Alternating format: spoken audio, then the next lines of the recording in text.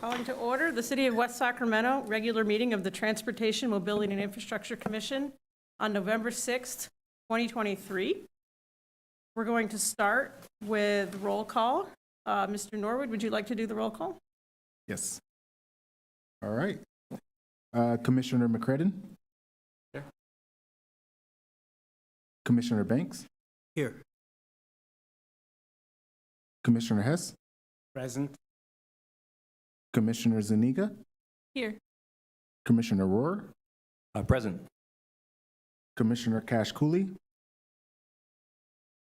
Commissioner Vice Chair Nguyen? Present. And Chair Zimmer? Present. Thank you. We're going to start with the land acknowledgement led by Commissioner Hess. We would like to acknowledge that the land on which we live, work, learn, and commute is the original homelands of the indigenous people of West Sacramento, who have stewarded this land throughout the generations. We acknowledge and we thank the original inhabitants who have occupied, maintained, and secured this place, and who still exist on this land. We respect and celebrate that the many diverse indigenous people still connect to this land on which we gather. Thank you. We're going to move on to the Pledge of Allegiance led by Commissioner Rohr.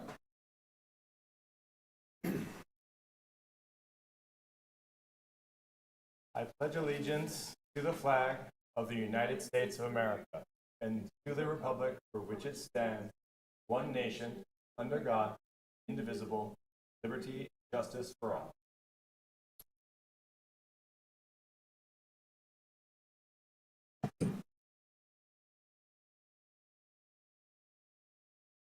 We're going to move on to General Administration Function Part 1. Item number 1, presentations by the public on matters not on the agenda within the jurisdiction of the commission. Do we have any presentations? No presentation. None today. Okay. Moving on to item number 2, disclosure of ex parte communications. Commissioners, are there any ex parte communications that you would like to disclose? Okay. Seeing none, we're going to move on to the consent agenda. Item number 3, consideration of approval of the August 21st, 2023 Transportation, Mobility, and Infrastructure Commission minutes. Do we have a move to accept? I move to accept. Approve. Do we have a second? I second. A second. Should we do a roll call for that? Yes. Yeah? Okay. Commissioner Zuniga? I accept. Commissioner Rohr? Accept. Commissioner Hess? I accept. Commissioner Zimmer? I accept. I'm Chair, sorry, Chair Zimmer. Vice Chair Nguyen? I accept. Commissioner Banks? I accept. Commissioner McCredden? I accept. Okay. The minutes are approved. We're going to move on to the regular agenda. Item number 4, update on the Broderick and Bright West Sacramento on-demand rideshare program transportation pilot program.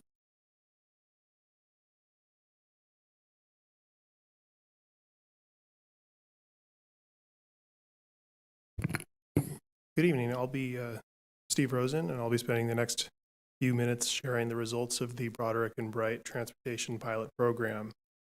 The West Sacramento On-Demand Transportation Program is a public-private partnership that's better known around town as the operator's name, VIA.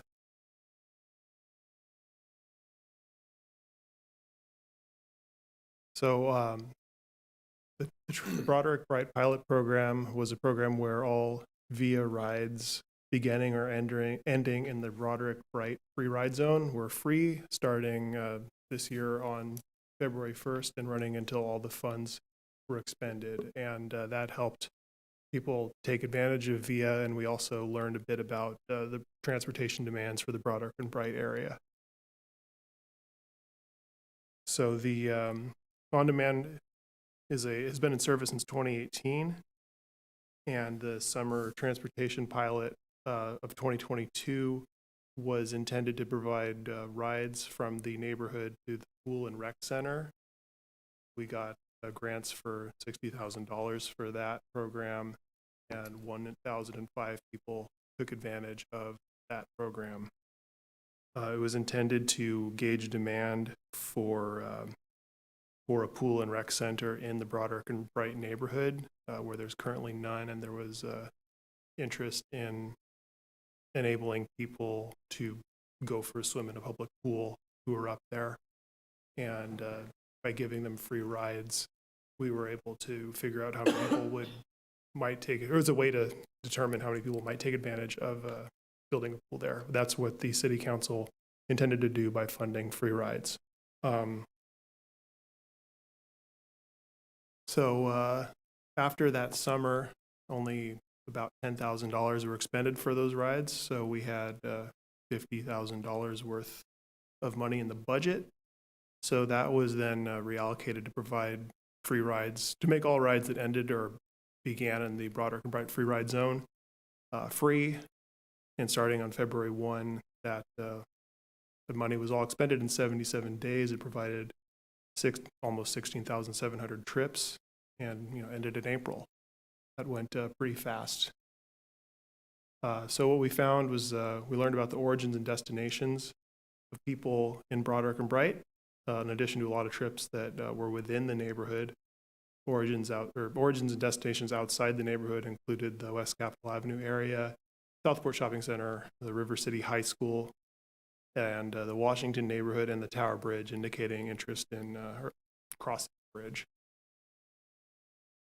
And the fact that so many people took those rides within just 77 days versus so few people taking advantage of the free rides of the pool program indicates that maybe there wasn't so much of a need for rides for a pool. Maybe that means that there's not a need for a pool in the neighborhood, but it also indicates that there wasn't so much of a demand to get to the rec center, or the people who were going to the rec center didn't need a ride there. We did learn about the purposes of people taking trips. We asked everybody who took advantage of the free rides to take a survey for us and tell us why they were using it and tell us a little about themselves. Found that these are the reasons up on the slide that they were using VIA and taking those free rides. I'm not sure if I should. You've probably already read them in the time it's taken me to introduce them, so I won't read them to you again. But they're listed in the staff report as well. Would they also tell us what other modes they might have used? Now, keep in mind, this adds up to more than 100% because they took more than one ride. So they were able to answer for all the ways they would have gotten there. And this kind of indicates that maybe it's not reducing single occupancy vehicle trips by that much, because there not a lot of people would have just only 4% of the people would have driven a load anyway. So that's not that VIA is getting them out of their cars and into a van that they might be sharing with another passenger. Mostly, in some of it is inducing a trip, because 21% wouldn't have taken a trip, and a lot of the other alternate choices that they chose VIA instead of using were other non-car transportation modes. But we did learn that there was a small decrease in driving alone or riding the bus, and a larger decrease in paratransit. Paratransit needs to be scheduled a day or more ahead of time and is more expensive. So people will take VIA if it fits their trip model better. It did increase how often people left home, and it made people feel a lot better about West Sacramento's transportation system. And they said that it improved their sense of independence, access to healthy foods and medical services, and their feeling of safety when getting around. We found that 59% of the new riders will continue to use the service going forward, now that they've created their accounts to take advantage of the free rides. And that concludes my presentation, but I'd be happy to answer any questions. Thanks. Thank you for your presentation. Commissioners, comments, questions? Yeah, I have a couple. First of all, thank you for the Welcome. presentation.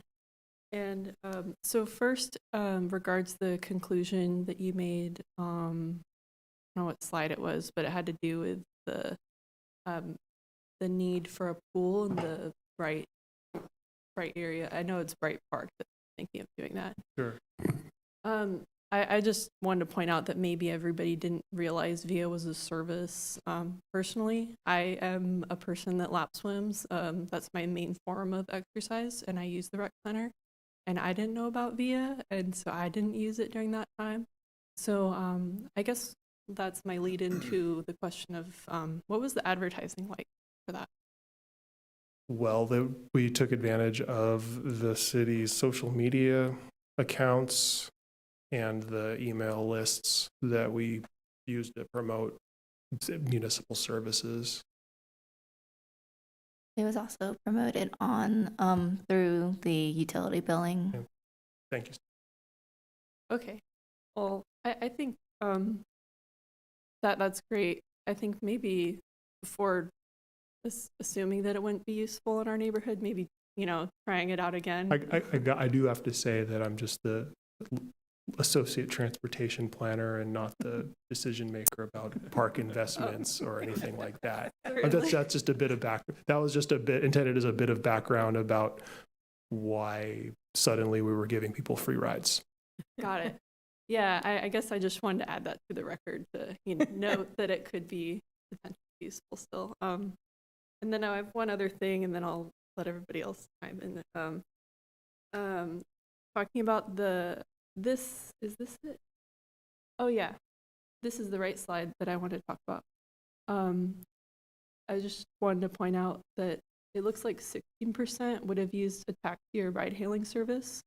So added on with the, what was it, the ones who would have, 4% would have, yeah. Wait, which one was it that would have driven? 4%, and Okay. then you add Yeah, there it is, down there. 16% to that. Yeah, so I would kind of add those together and say, like, it, because the ride-hailing service, I guess it is pretty similar, but I think the benefit of VIA is that it's subsidized. So that Yes. really helps. Yes. Thank you.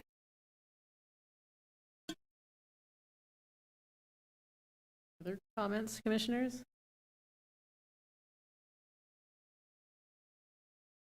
I just have a quick comment. I want to just, I want to say that I agree with everything Commissioner Zuniga said, and I agree that I'm not convinced that this is evidence that a pool is not desired and or transportation to a pool is not desired. I would say that I think interest in recreation is pretty high in the Bright Broderick area. I mean, I took a walk about 3 weeks ago in Bright Park at 7 p.m. and I think I estimated that there were 1,000 people in the park. I think it was between Bright Park and the softball complex, just to the other side of it. So I mean, it's a heavily used facility as it is. I think people are interested in recreation, and I'm sure if there were a pool, it would be used. And I think if more people knew that the ride service existed to the pool, the rec center, it might see an increase in use in the future. I'm sorry. Yeah. Go ahead.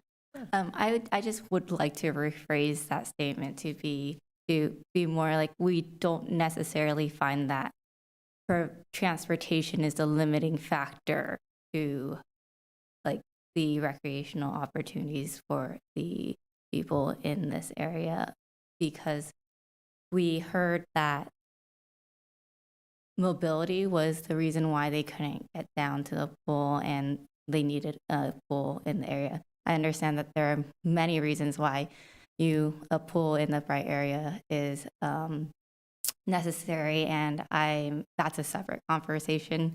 But I think that based upon this pilot, there are also multiple reasons why people might not have taken the VIA services down to the pool, because if you have multiple children, if you're trying to pack a bunch of things, maybe a ride share service doesn't fit a small, like, young family need.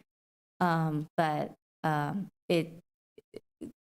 speak to this pilot alone and why we launched this pilot, we will phrase it as transportation by using public transportation is not necessarily the limiting factor of why people are not accessing the rec center. Mm-hmm. Yeah. Thank you.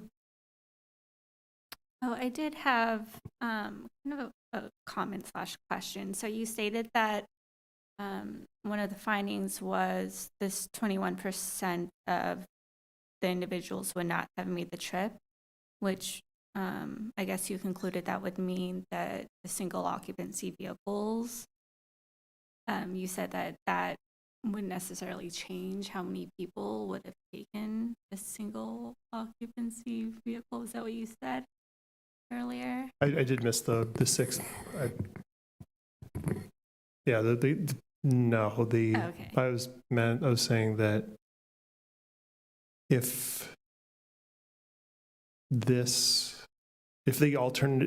we could judge by the alternatives that people say they would have taken, that the number of cars on the road wouldn't necessarily have gone down.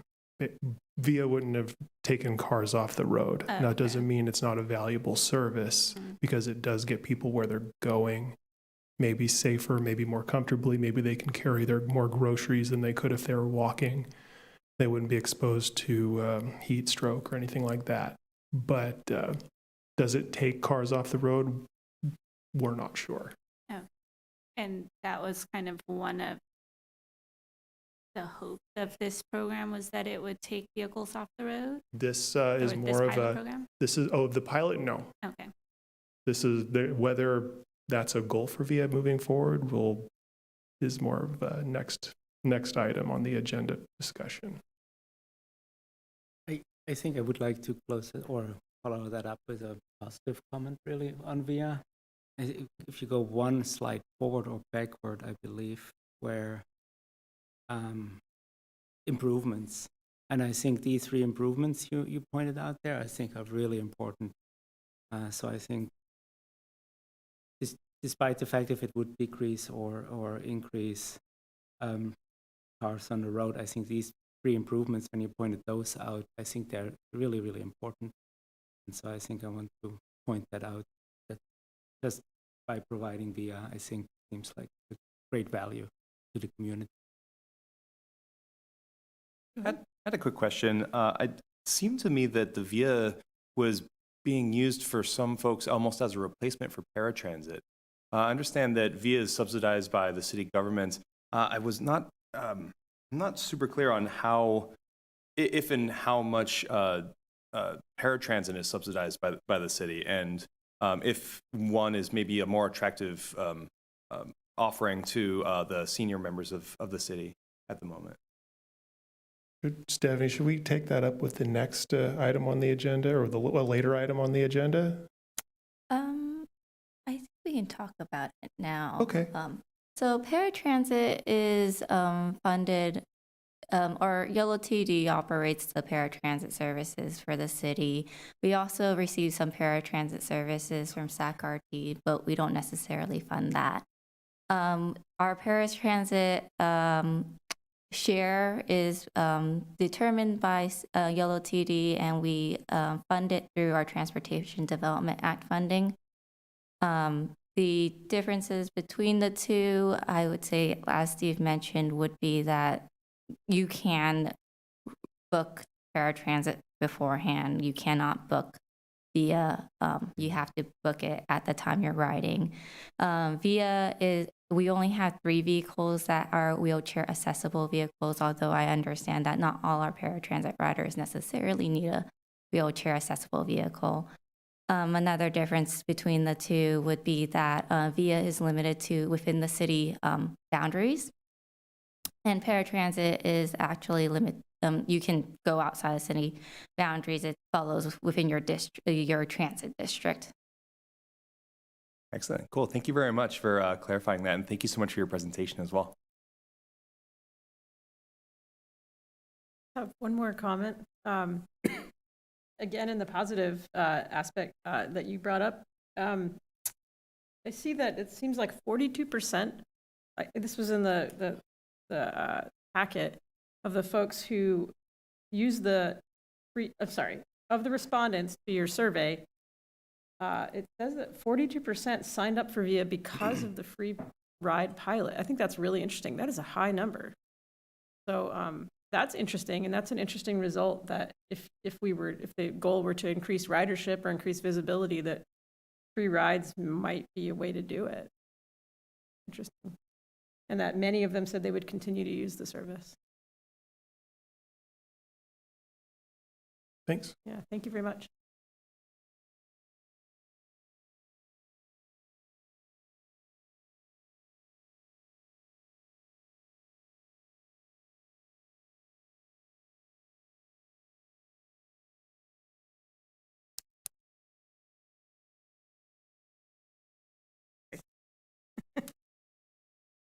All right. Concludes item 4. We're going to move on to item 5, which is workshop on the future of the city's on-demand rideshare program. Great. Good evening, members of the commission and Commissioner Zimmer. My name is Stephanie Chan. I'm the Senior Transportation Planner, and I am the General Project Manager for the on-demand rideshare program. Sean, do you have the PowerPoint pull up?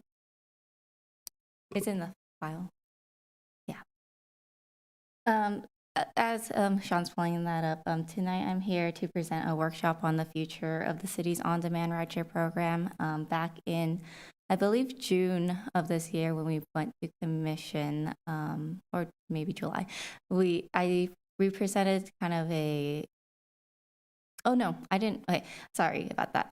We went to council in July earlier this year with a agenda item regarding the future of on-demand transit, and really more so just talking about how we will bring a request for information out to understand the current microtransit market, and if there's a available on-demand rideshare provider that may be able to replace our current provider, mostly because we have to follow competitive procurement requirements and we can't just necessarily source.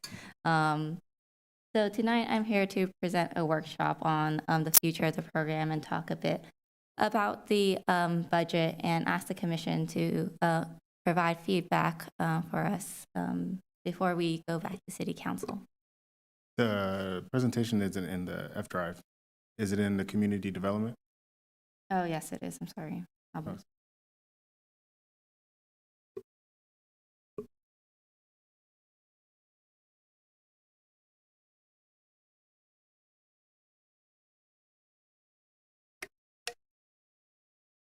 Is it F drive?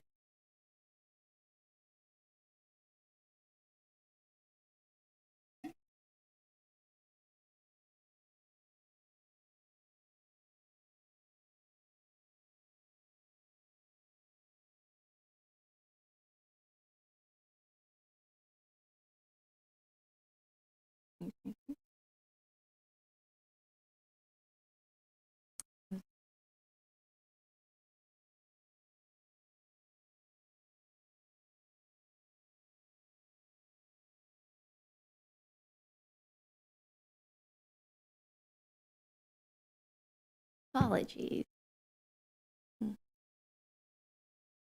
Yeah, future on demand.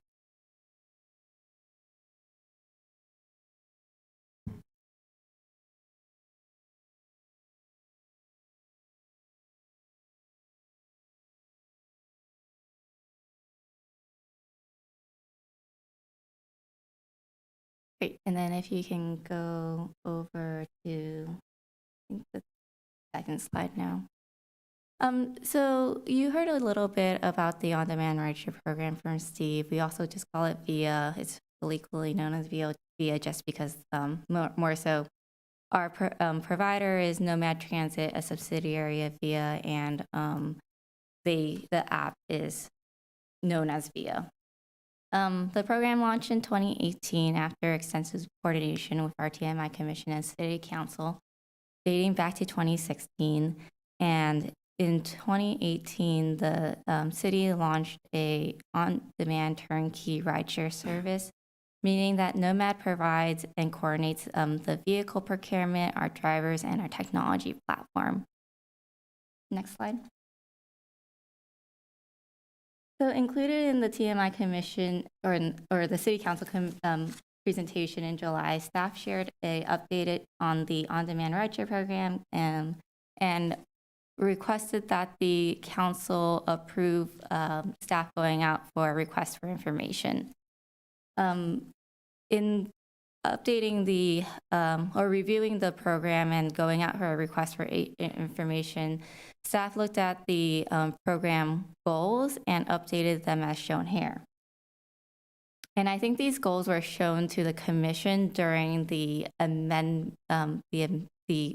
general kind of service update. We provided some ridership background to the commission back in June. Next slide. So currently the on-demand rideshare service is set up to provide a corner-to-corner rideshare. We utilize up to 11 hybrid Toyota Siennas, inclusive of 3 wave vehicles, wheelchair accessible vehicles. There are a few more. You may have heard we have 15 vehicles. That's because we have a few extra vehicles in case there's maintenance issues. But on the road, we have a maximum of 11 vehicles typically. The city operates the service Monday to Friday, 6 a.m. to 11 p.m., Saturday, 9 a.m. to 11 p.m., and Sunday, 8 a.m. to 8 p.m. Fares are $3.50 for a single ride plus $1 for an additional passenger on the same ride request. And we also offer a $15 weekly pass for frequent riders who would like to ride up to 4 rides a day for 7 days. On top of these fare options, eligible riders or our riders who are seniors or persons with disabilities are eligible to receive a 50% discount. So $150 for a single ride or $175 for a single ride or $750 for a weekly pass. Next slide. This slide provides some updated ridership trends since the service launched in May of 2018, and the ridership information goes up to generally September 2023. As you can see, between May 2018 to September 2023, VIA has provided over 728,000 rides. In fiscal year 2023 alone, so from July 1st, 2022 to June 30th, 2023, the service completed 188,000 rides. In fiscal year 2023 alone, over 15,000 rides were for senior and disabled riders were completed. And yeah, you can take a look at the rest of the data on this slide.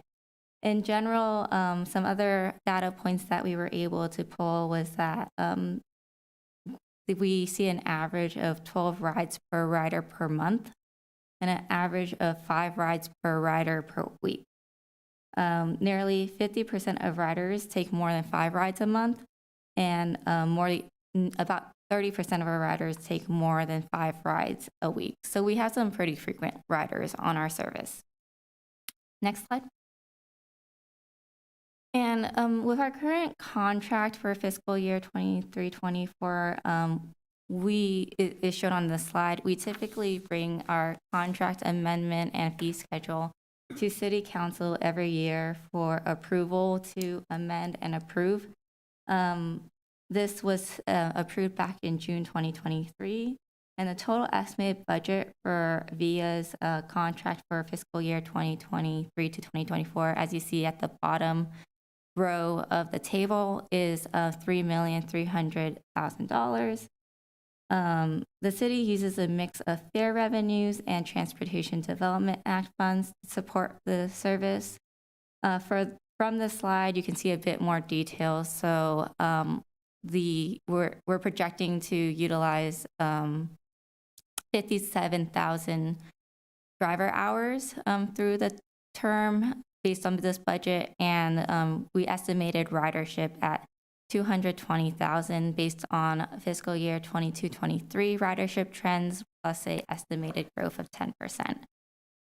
There are some, as you see, fees that we have to pay in order to operate this service. It's a pass-through fee, so these are fees that we pay based on operating a transportation network company service. And VIA passes these fees directly on to the city. And then the important thing to note on this slide, if you look at the cost per ride row, that is the second to last row, this is estimated to include the staff time. So if we were to include the total cost of $3,300,000 plus the cost of staff time to operate the service in a year, the cost per ride is actually $15.36. Next slide. So the fiscal year 23-24 amendment and fee schedule that we brought to City Council in June was actually the fifth and final contract extension, allowable extension per the contract that was originally executed in 2018. As shared with council, staff had identified several paths of moving forward after fiscal year 23-24 in the RFI agenda report to council. So we identified options such as sole sourcing with VIA if there is not another sufficient provider in the market at the moment, or sufficient and interested provider in the market, or one that, like, if we did receive cost estimates for the program, if we can identify that staying with VIA will be significantly cheaper, or going with another operator is just very cost prohibitive. Those are some of the reasons why you can go for a sole source procurement. So that was one option. Another option was if we did receive sufficient information that there was a competitive market for another vendor, we would go out for a request for proposals. Then another option would be if directed by City Council, we could look into a partnership with YOLO TD. YOLO TD currently operates their Beeline service. And when we first started on demand in the city, YOLO TD did not have microtransit yet. Since then, they have launched their own service. It operates in Woodland, Winters, and Knights Landing. So looking at a partnership with YOLO TD is a third option. Or the fourth option, if directed by City Council, would be to end the on-demand rideshare program. From the request for information, the city staff felt like we received sufficient information that there was market competition for a competitive procurement. As such, staff is proposing to prepare a request for proposal to solicit a vendor. This doesn't necessarily mean that we're unhappy with Nomad. It's, again, following competitive procurement policies for the city. Nomad Transit or VIA is definitely eligible to apply in the competitive procurement process, and we may end up staying with the same operator. Additionally, throughout the time since we went to council with the RFI to put on the streets, we've had high-level conversations with YOLO TD. And just based on conversations regarding budget and resources, it doesn't seem like a partnership, or asking YOLO TD to take on-demand rideshare for the city is an option at this time. A high-level estimated cost for YOLO TD to operate the service would increase the city's current on-demand cost by $1.5 million to $2 million. Next slide. So as the city moves forward with the requests for proposals, again, it is important to bring up the budget and our resources. Since the launch of our on-demand rideshare program, the city has heavily relied on the Transportation Development Act funds to support the program. The Transportation Development Act of 1971 provides funding to be allocated to transit and non-transit related purposes that comply with regional transportation plans. TDA established two funding sources, the Local Transportation Fund, or LTF, and the State Transit Assistance, or STA Fund. This slide here is the same table that is shared in your agenda packet attachment 1.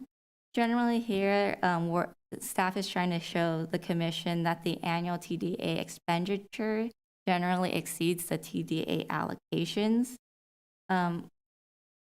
Providing that certain conditions are met, LTF can be used for local roads and streets, so there's like more flexibility in LTF funding.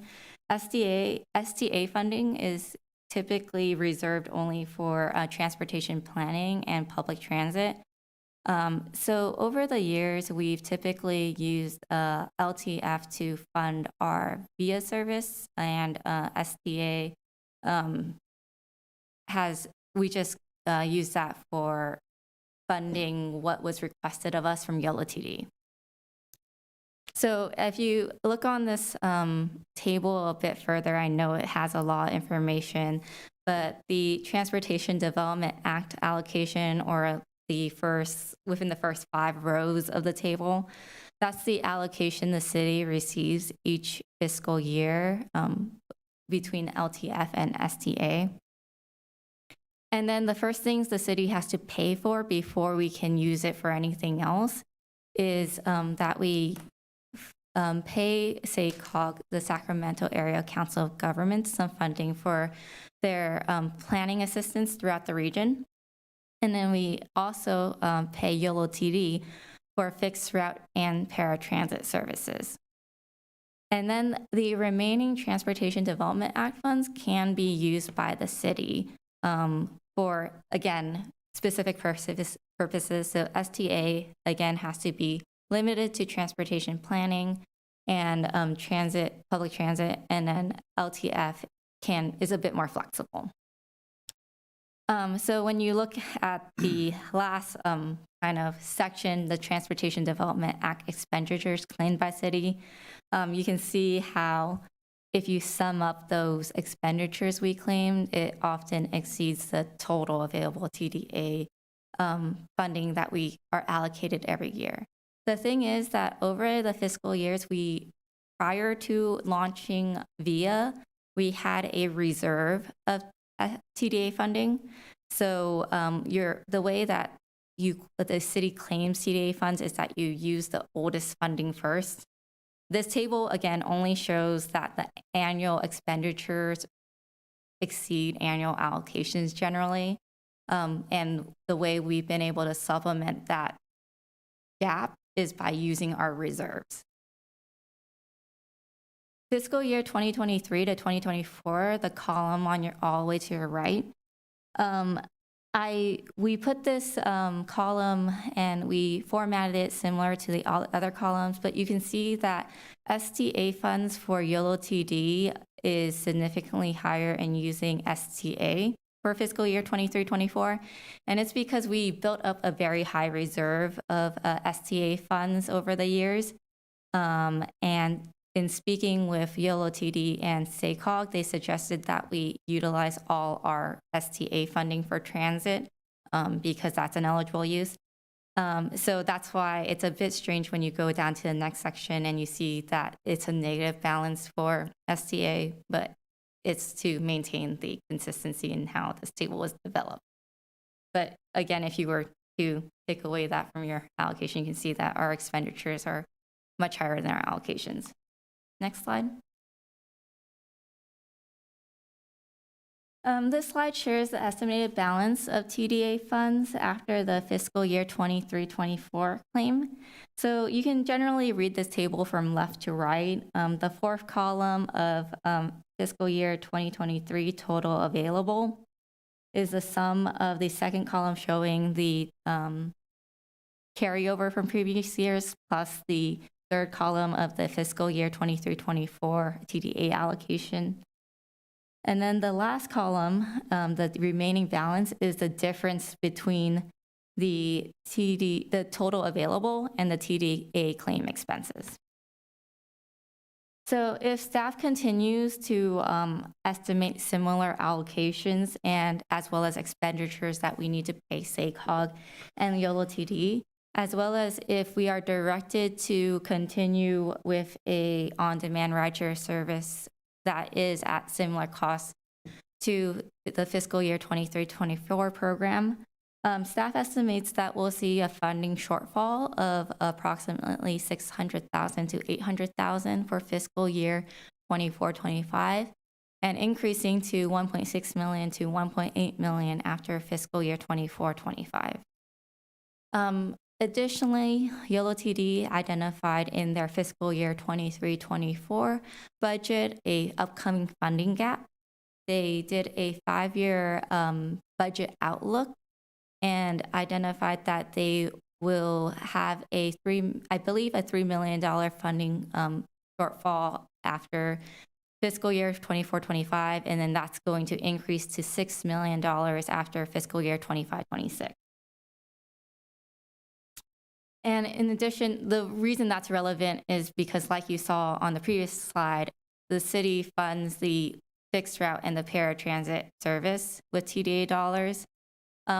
We are somewhat required to, because we need to meet our we need to make sure we have no unmet transit needs before we can receive TDA funds. So the kind of regional transportation plans and programs are what we need to fund in order to make sure we have no unmet transit needs. So the YOLO TD fiscal year 23-24 budget is included in your agenda packet in attachment 3 for your reference.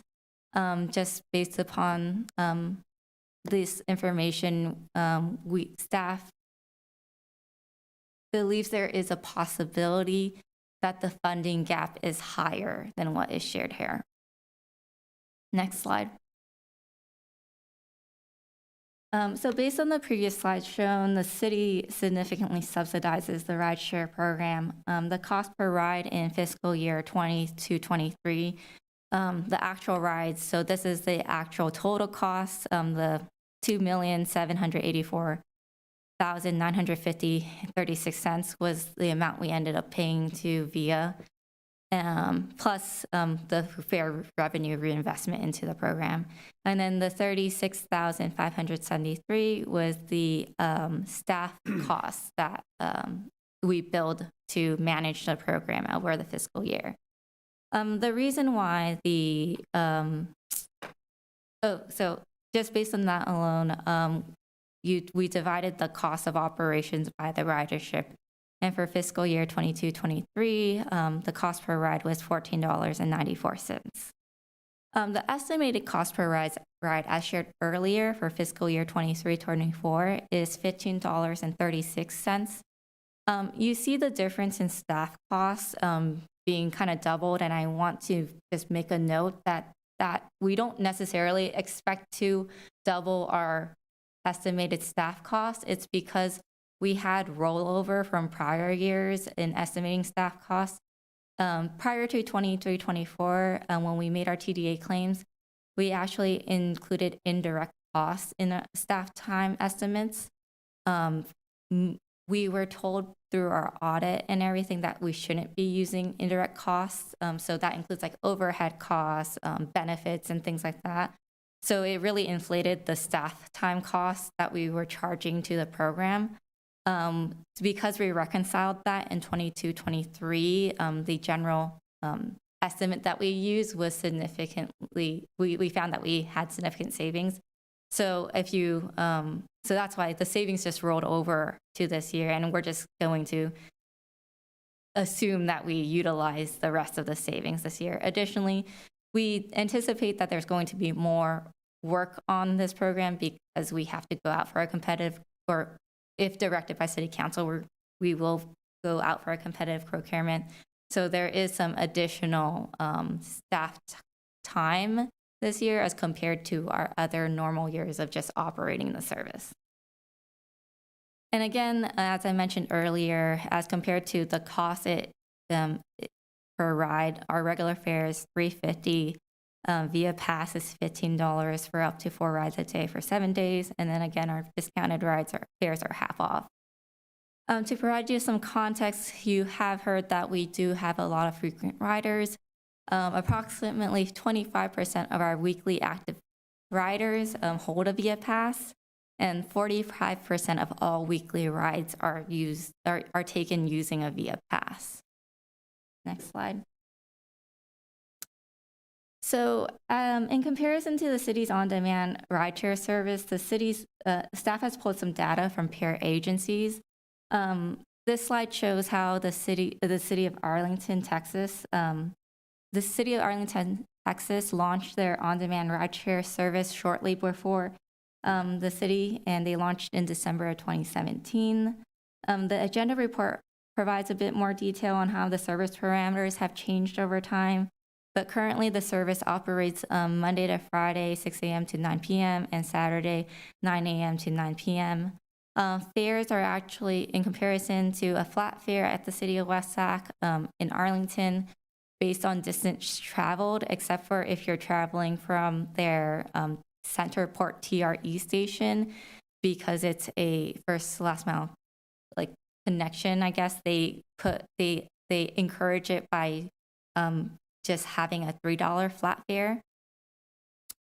And then their 7-day ride pass program, which also similarly to Via Pass for the city, provides up to 4 rides a day for 7 days, is $25.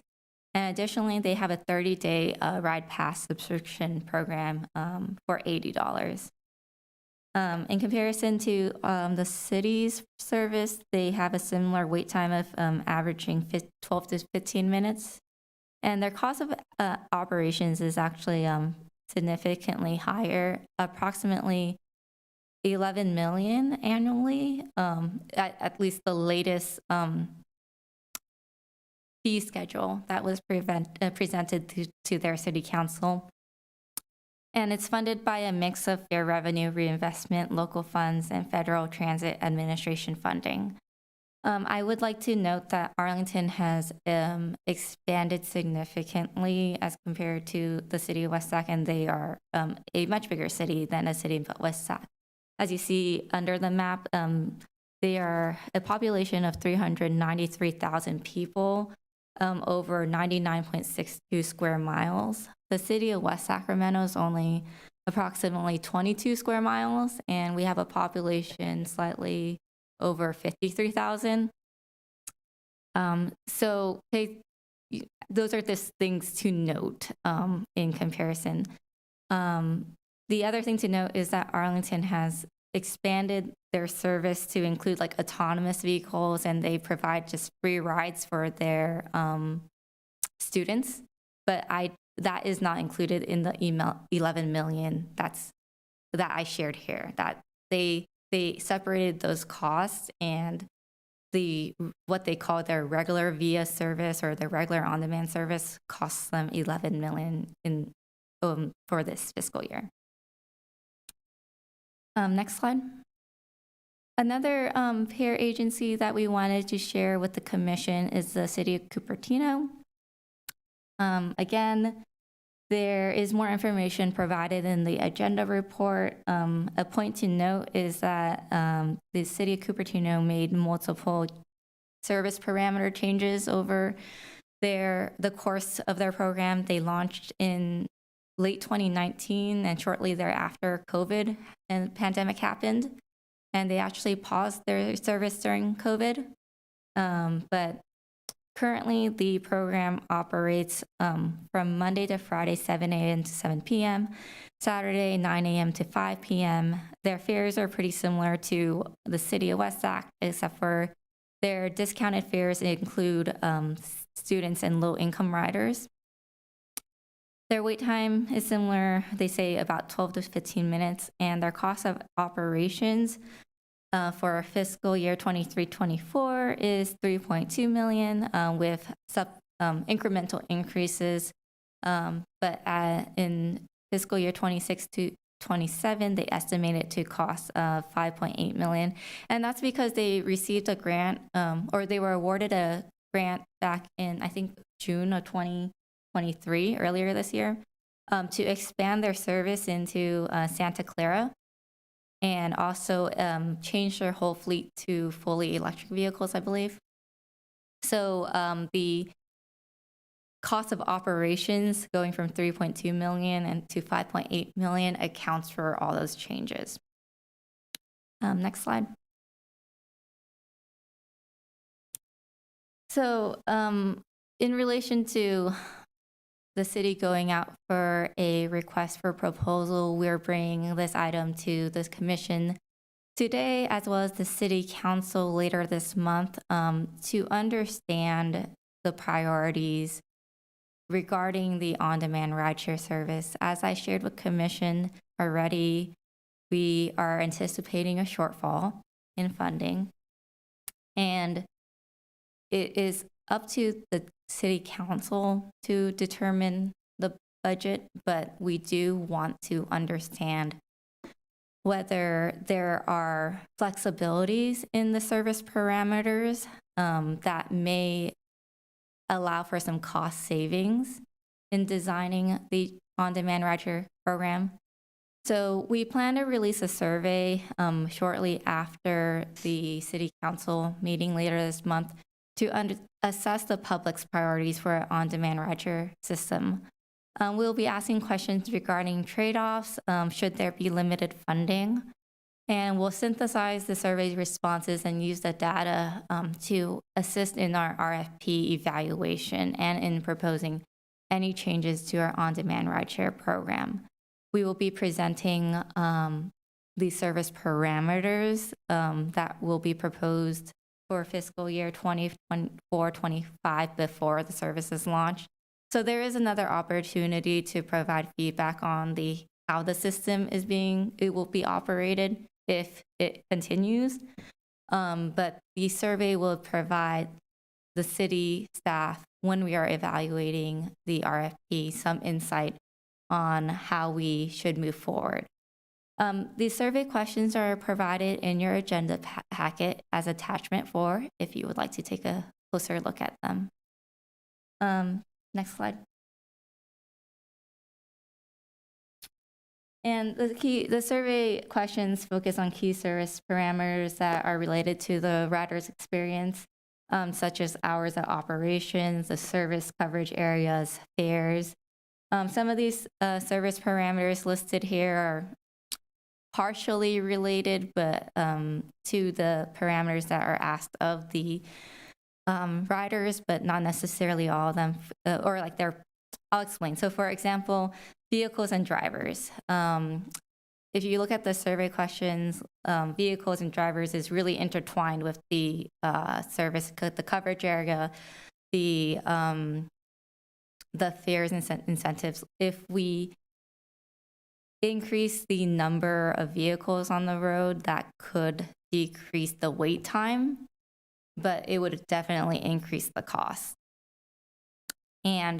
But the other side about vehicles and drivers is how does the city want to manage the vehicles and drivers? Currently, the city does not own any of the vehicles.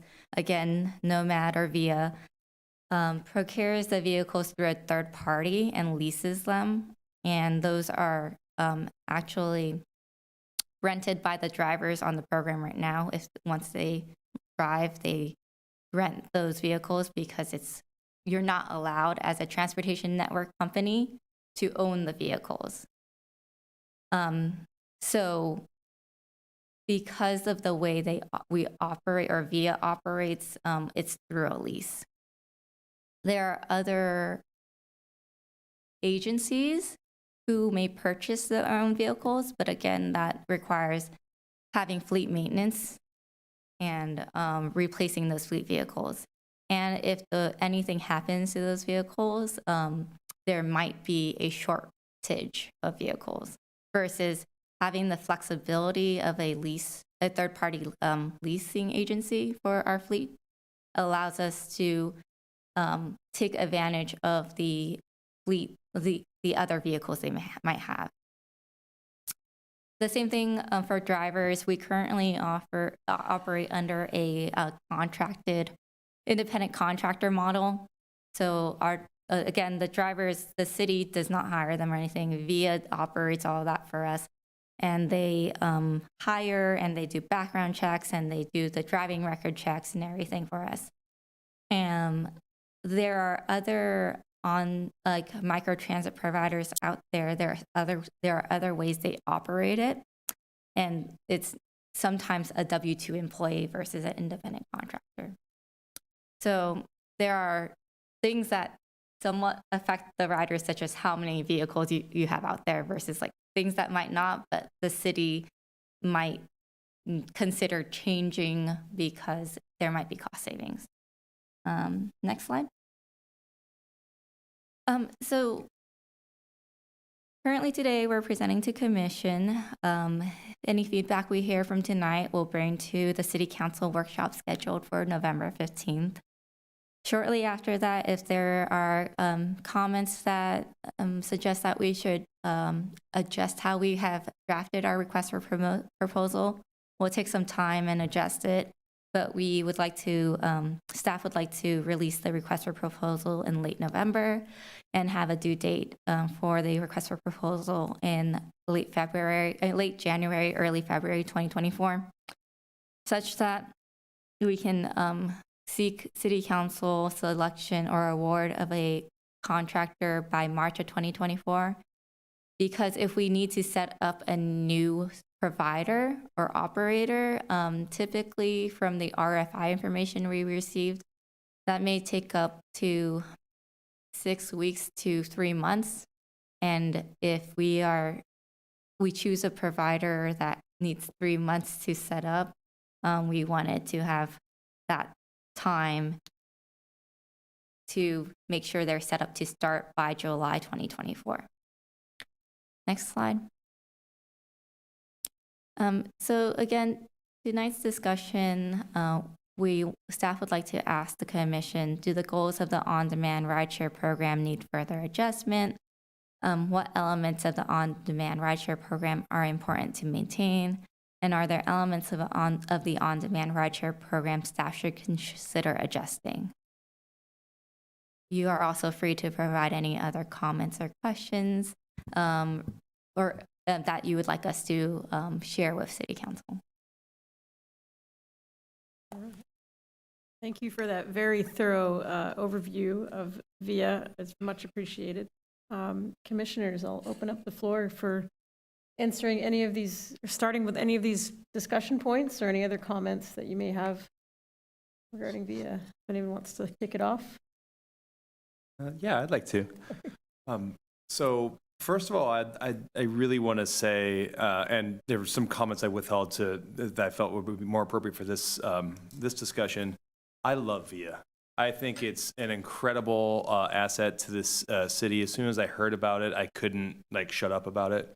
And it's got a number of things that I wish the other sort of ride-hailing services had. One is bike racks. I love the fact that they have bike racks. The only other public transportation vehicle in this area that has bike racks on it are the YOLO buses, both of which are great to use, but in encouraging multimodal transportation and combining many different types of transportation, I see these VIA cars as really, really nice for that. I highly wish that the other ride-hailing services had the prices for the user that VIA has. In my work with outreach, I deal with, I'd say, 2/3 Sacramento County residents and about 1/3 West Sacramento. And when I bring Sacramento residents over to West Sac and a VIA car goes by, I say, hey, did you know that we have a ride-hailing service over here that can get you around for $3.50? People go nuts when they hear about that. And it's actually a thing that the residents of Sacramento are quite jealous of, in my colloquial experience. And I think that's just a really, really wonderful thing. And this is the sort of thing that the city should be subsidizing. And finally, the idea of a collective taxi. In Mexico, they have the concept of a colectivo taxi. And it's the sort of thing where the bus doesn't get going until all the seats are filled.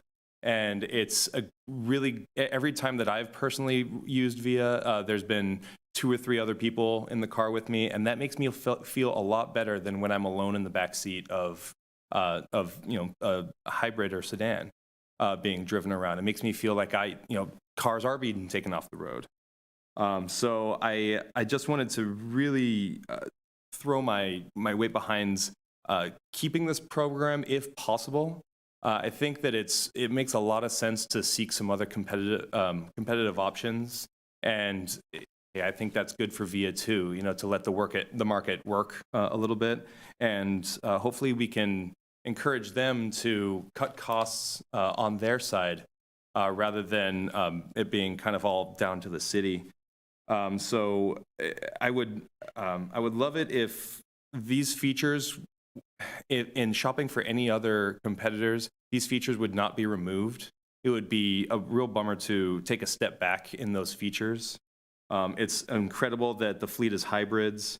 I've seen that they normally pick up at intersections, but if for those in need, they will actually come up to your front door, which is a great service. I think in the presentation you said they had like a 4.7 rating or something. So Via seems to be doing a good job with this. So I think they deserve a bit of loyalty, but I think it's really great that it's in operation.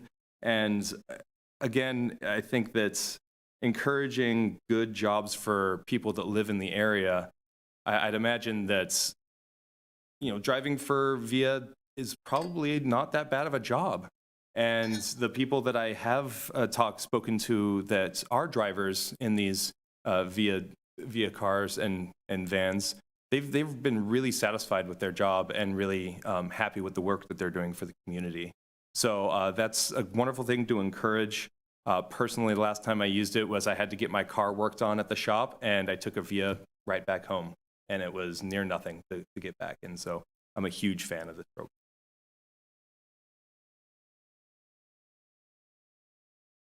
I can jump in. Yes, I agree with Pearson, or Commissioner, who was your last? Rohr, excuse me, Commissioner Rohr. I think it's a really, beneficial program.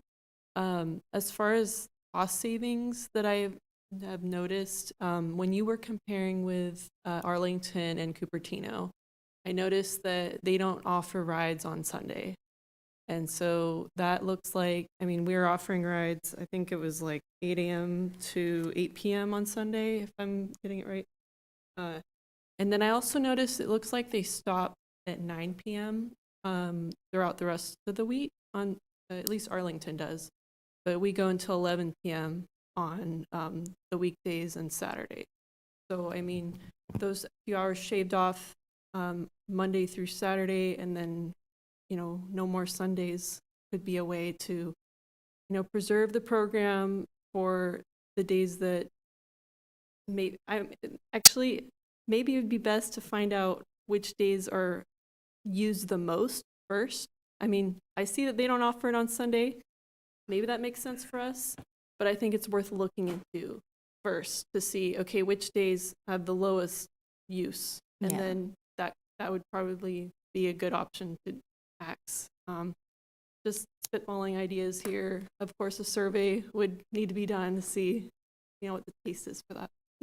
A survey, yes. There would be the side where whether there is the interest to maintain the Sunday service, but the Sunday service is based on our data that VIA collects on the rides and shares with us. Our Sunday is our lowest ridership day. Okay, thank you.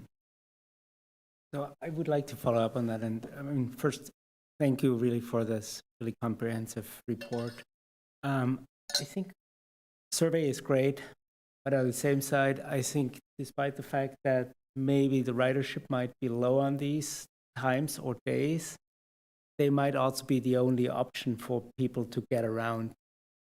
So I think when conducting that particular survey, maybe also taking that into consideration. I would assume that buses, for example, that run during the week or during the core hours of the day, they might not be available to these people on Sundays or outside of these core hours. So that might be the only way for people to actually get around. So I think that would be important to also consider in the survey, and then weigh that differently, most likely. But I really like also really the price structure and the discount for the 7-day or a monthly pass. I think that is really, really valuable, really providing really good opportunities for people with low income specifically to get around. So I think I want to really just applaud the city for pursuing that one. Agree with the previous comments, and to piggyback off of that, I'd also urge just, I was struck by one of the comments that seems like many of the writers not just use VIA to, on and off, but that it's used consistently. I think it was an average of 5 weekly trips. So I would urge, looking into what the needs of those trips are, and it seems, investigate if that is for, critical outings such as work, getting to work, getting to school, and, what the impacts would be if the program were to be discontinued, what the impact would be on those individuals, and if there'd be what alternatives they would have, if they've grown, if, built that into their normal routine of getting around.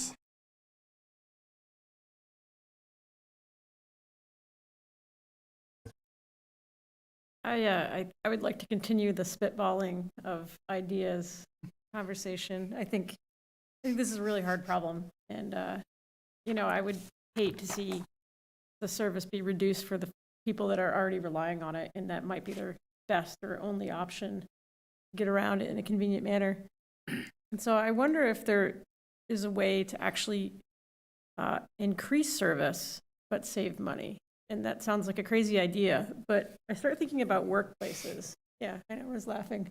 I started thinking about workplaces and getting from West Sacramento to your job, perhaps downtown or to light rail, and also going the other way. People who might want to come in via light rail or Amtrak and get to their job in West Sacramento. The state of California currently offers a $300 per month per person van pool subsidy for its employees. And I don't know if VIA could qualify as a van pool, but I can't think of a logical reason why it wouldn't.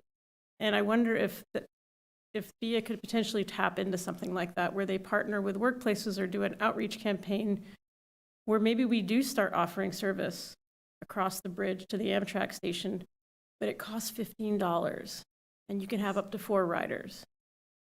And that $15 could then be submitted for a van pool subsidy, so the person who is actually paying the $15 is possibly getting that money back. And if you have it in a way, I see the statistic, or there was a slide about only 50% of the rides are shared with 2 people. I'm presuming that means 2 people from the exact same origin and destination. But if we could up that number, if we could get more people riding to and from the exact same place, I would think that would lower the cost of the ride per person and bring in more revenue. And so if there was a way to sort of, I think for people to pay for a van pool, for people to pay more money for a ride, whether that's through a van pool monthly subscription, let's say you charge somebody, instead of $15 a week, you're charging them $50 a week to be part of the van pool program.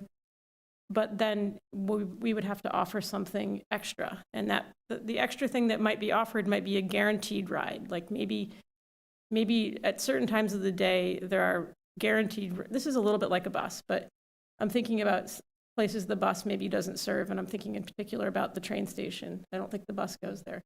I think there would be a pretty high demand for a train station, to West Sacramento destinations, pick up and drop off in the mornings and maybe in the evenings. And folks that have workplaces that subsidize their rides might not mind paying more. And if that is able to raise enough money to keep those vehicles in operation, at least to the level they are now, then that benefits, I think, the entire city. And I just wonder if something like that could be piloted and tried out.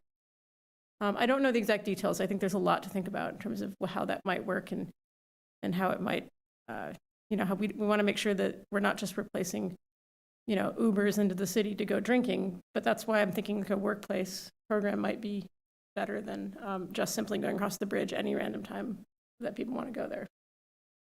That's one idea that I just sort of came up with.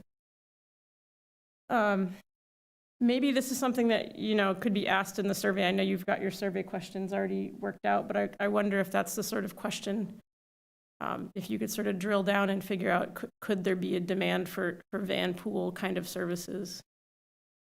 That's unmet right now. You know, maybe folks that are working downtown or working in West Sacramento. I mean, I know several folks that work downtown that live here, and I know folks that go the other way, and I don't know anybody that takes public transit. It's too hard, or at least not very frequently. So some folks bike, but I don't know much about public transit. I take public transit to work at Golden One Center when I can't use VIA or when I need to get around. I mean, there are some times when I get around locally without VIA. Sometimes I'll use Lyft or drive, even though I don't have a car. But yeah, that's one thing I wish we could do was get people across the bridge. Yeah.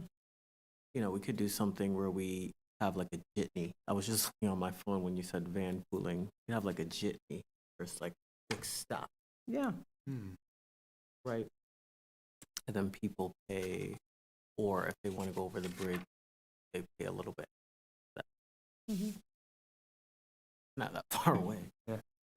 Yeah, and it could even be the sort of thing where if a van is going there anyway and already has a bunch of riders, your app could pop up, hey, there's a VIA going across the bridge and there's 2 more seats left, and you can maybe pay the regular price if there happens to be one. I don't know how that would work. That sounds like a lot of software coding. But I mean, there could be an opportunity there where, you know, there's a regular van pool that is being subsidized by van pool people, and then maybe there's a couple extra seats, and if you happen to be ready to go and you want to go there, that might be too complicated, but it's sort of spitballing ideas here about how that might work.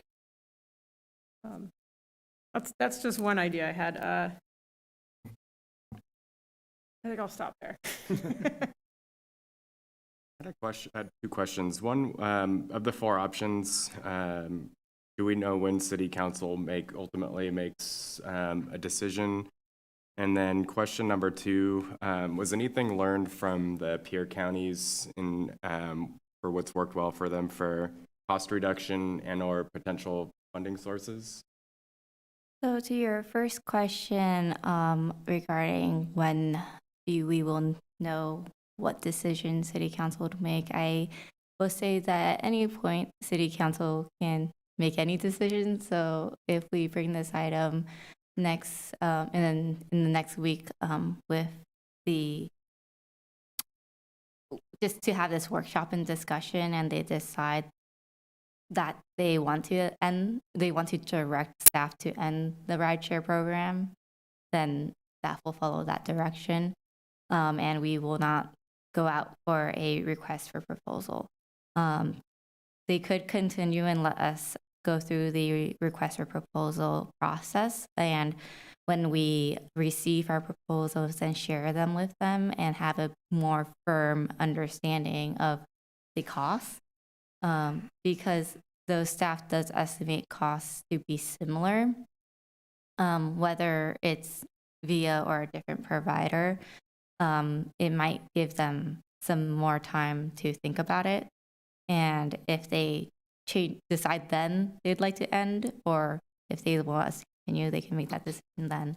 Again, based on the timeline, that would be sometime in hopefully March of 2024. So those are kind of the 2 check-in points that city staff is planning to go to council with this information. If staff goes to council next week and they ask us to provide more frequent updates and opportunities for them to provide input, we can do that. And again, that might be a time when they make a different recommendation. So we'll see. As for your second question, which can you repeat?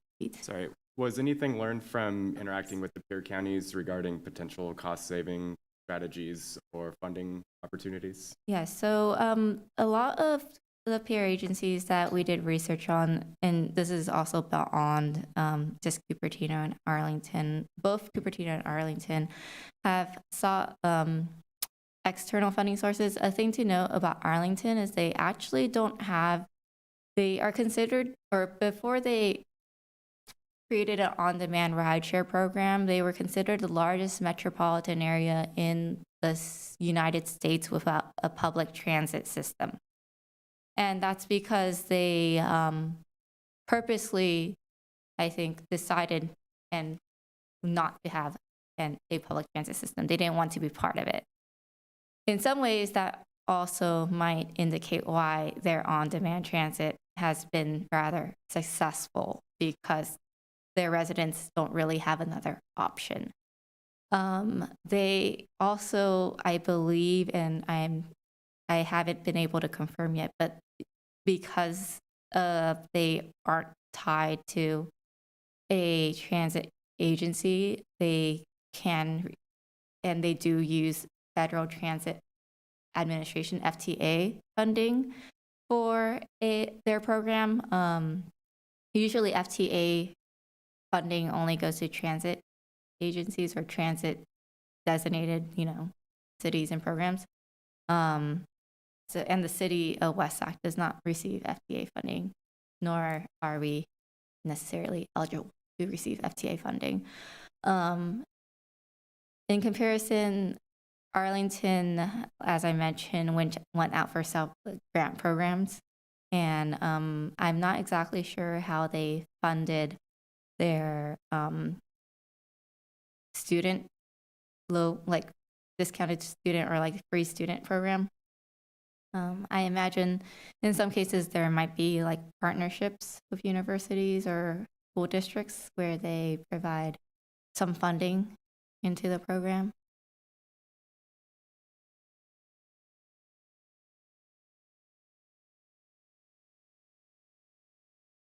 So I guess I'm like your Zimmer, where I am always for the expansion of a public service, especially something like VIA that allows for people to get, to a place that they may not be able to with traditional public transportation. So I guess for me, I would want to keep the hours and the days that are available and, if possible, expand them. But I've noticed that a lot of the individuals who are taking part in VIA are repeat passengers, and so I wonder if we can increase single ride fares as a way to offset some of the cost.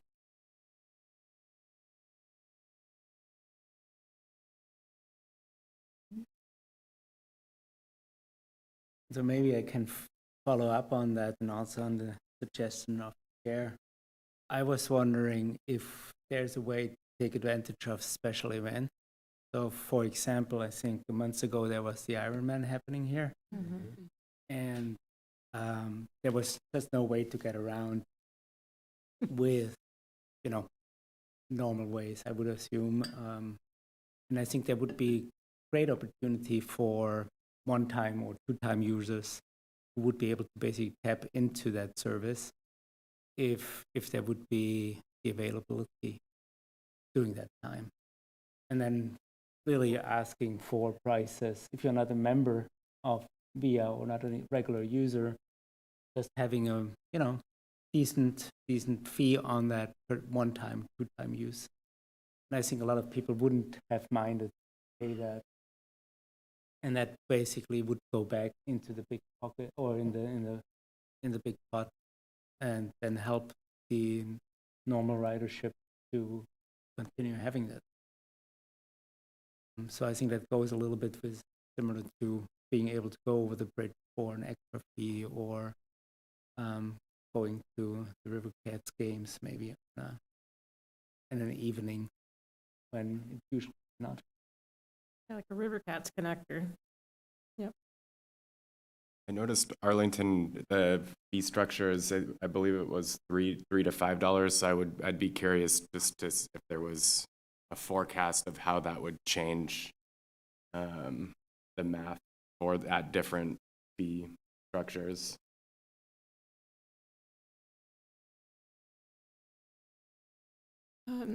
Do we know how often people use VIA into the late hours, into the 11 p.m. hours? We do have that information, though I do not know it off the top of my head. Yeah, I'd be curious. I'm still thinking about maybe a mix of what we've been speaking of here is maybe not completely getting rid of Sunday, but maybe just looking at, okay, what part of Sunday is least used? And then also the rest of the week, what part is least used? Maybe just shaving off a few hours here and there, along with maybe some increases for single riders, hopefully not too high, maybe a mix of. I have a question about kind of the overall public transportation environment of West Sacramento. I saw on the report that was sent out a little bit earlier, it kind of breaks down into YOLO bus, maybe a little bit less now, but perhaps in the future, SAC-RT with the planned light rail installations. There's VIA, and then there's also micro mobility and personal mobility. So, personal skateboards, bicycles, sort of one wheel sort of things, as well as the rentable share scooters and bikes and things. Another was car share, and I noticed that car share kind of broke down into two companies. One was gig cars, and one was a service called Turo. I noticed that Turo has kind of limited service in the area, but I was kind of wondering if the city had any information on the current status of the car share programs and what capacity we have for that. So we had gig home zones, and they were here in the city of West Sac as well as city of Sacramento. Up until I believe January 2023, if I'm not mistaken. Yes, January 2023, and they cited low ridership and increasing costs as reasons for leaving the Sacramento region. We believe that most of these costs they were referring to were related to city of Sacramento fees and not necessarily city of West Sac, because we don't require any. I think we had a very minor parking rental fee because they did take up a curbside parking spot. But from what we had heard from our parking manager, who used to oversee that program on the West Sac, and he felt that it was quite heavily utilized because we had a zone that was next to Sycamore Trail off Joey Lopes Park. And that's there's a few multifamily housing units there and low income housing units there that don't necessarily have a personal vehicle. But unfortunately, they have decided to leave our market. Is there any news on where Turo is at the moment? Turo, I do not believe, needs to coordinate with the city on their operations because it's the people who choose to list their personal vehicles can keep their personal vehicles on their personal property, or at least follow city regulation of not leaving an unintended vehicle and abandoning it on city property. So we do not necessarily need to manage it in any way. I see. Does the city have any plans to find a replacement for gig or anything like that, to have more options for car share, or I guess very short-term rental car programs? Yes, so we did start conversations with Zipcar, and they did seem interested. Unfortunately, staff has been a bit strapped in our time and resources, and has been unable to pursue that further, but it is something that is on our radar, and we did initiate the conversation with them. Again, just not something we've had time to focus on. I see. Yeah, it seems that VIA could have the capacity for kind of filling that niche a little bit of the people that occasionally need a car for, whatever reason, be it a school and work was a big one, it seemed like. But to kind of look at the VIA question in the realm of the larger transit environment of West Sacramento, I think is very much needed. And lastly, I think that the decision on whether to keep or not keep the VIA service hinges a lot on the survey that will be sent out to residents. I do feel that there's probably still a lot of people in West Sacramento that don't even know it exists. And I wonder that if in pairing with that survey, that there'd be some sort of urging to please use this service at least once to get a feel for it before answering the questions regarding its future. Sometimes people can, kind of take surveys just because they're put in front of them. But I know that the pilot program of offering free rides just seemed to skyrocket the usership, especially the repeat usership. I would love for one of the cost-saving measures for VIA to keep it around would just be higher use and more fares, because it seemed to that the revenue was largely based on individual and group fares. So if you could get a little bit more on the outreach, and for me, social media is what kind of gets me the most. So although not many people will necessarily follow the social media handle of their local government, so perhaps even reaching out into ads or anything that will kind of reach the broader social media group to actually tell you, hey, listen, this service exists. And if it's not used, there is a chance that it won't be there at all. And, how much of a bummer would it be to find out that this service did exist in the past, you hadn't had the chance to take advantage of it, and it's gone without you ever having been able to use it. So I would hope that with the survey going out, that there'd be some urging to use it, and also that maybe those surveys could be sent to targeted places where the YOLO bus doesn't really serve all that well, because it does seem that it is very much something to fill in the holes of the bus service, which of course does have its own struggles with ridership and usage, even though it's a wonderful, wonderful system.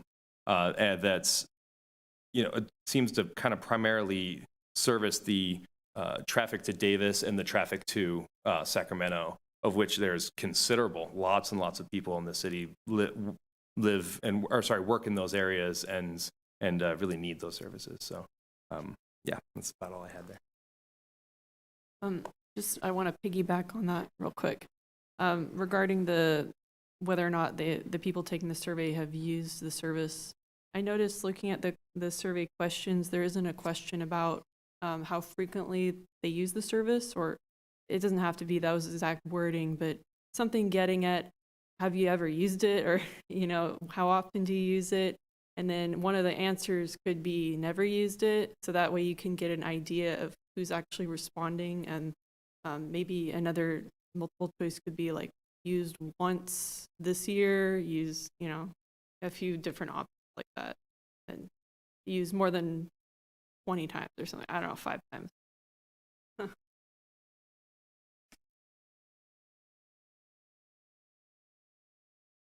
One final note, I think, from me here is that it seemed to me on the usage graph that was shown earlier that VIA usage seemed to spike in the winter months, which makes total sense. But as I see, it's completely dark outside as we sit here. I do see a whole lot of bicyclists using the roads at night in the dark, oftentimes without lights, and scarily enough, riding on the wrong side of the road. I wonder if the VIA would be a great option for reaching out to these people that their only option really is to bike to work. And as a extra layer of safety of offering, hey, you know, you don't need to necessarily ride home at night when it's dangerous. Get one of these VIA shuttles to pick you up. It'll take you and your bike.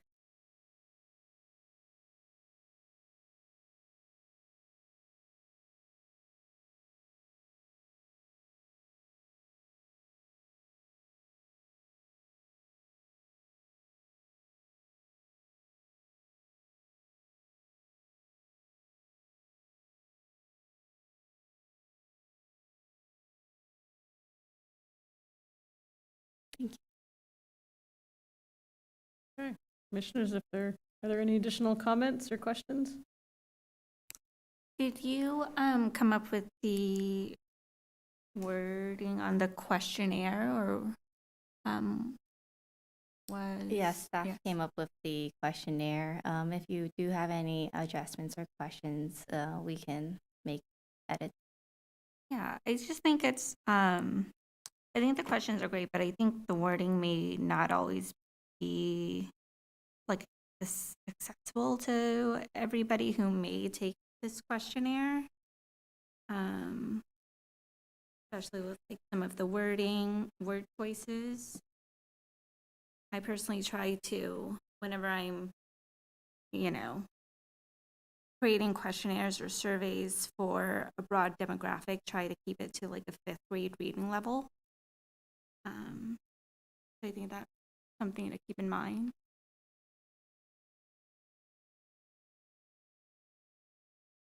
I'd love to add on to that and ask if the survey is being distributed in other languages as well. We can have city staff translate and or interpret, because it depends on potentially how much time it would take them. In the past, when we have released surveys, I think we have provided both. I think we provided Spanish translations, and then we offer Russian interpretation services. So if people need Russian or many other languages, they can call the city and we can set up an appointment with staff that is able to provide them translation services. Excellent, thank you. I think it deserves the largest sample size that it can get for this survey. And where will the survey be available? Is it only online, or will it be placed in the VIA vehicles? Yes, in the past we've have launched our surveys online. We put it at the community center. We'll put some at City Hall. We give them to our field manager for VIA, and they'll put it in each of the vehicles. We sometimes send them out to like specific groups within the community, like the Broderick Wright Community Action Network, and ask for their assistance in distributing or for them to answer the survey. So if there are any other groups you are interested in us reaching out to, you can let us know. And we often also share it with the commissioners and council to share with their network as well. Thank you. So one final question from me would be, when you translate or when you provide these translation services, would be there an option? Is it allowed, for example, if the city would go out and actually look for volunteers to translate these questionnaires? So I would assume there would be at least one qualified person in the community who would speak that foreign language to put it actually on a paper, so it wouldn't take up individual times of city members to be available to translate. So I could easily translate it in German, most likely any kind of questionnaire you have, and it would take me not that much time, and would, hopefully then help wider community to get it out. So I wonder if that is an option that would be, allowed for the city to do, just as an idea to save costs and reach many more people. Yeah, I'm not exactly sure. John, would you happen to know? No, I think internally we'll probably send out some sort of campaign that we would need to create. That's See how something we to think would about. execute that. Yeah.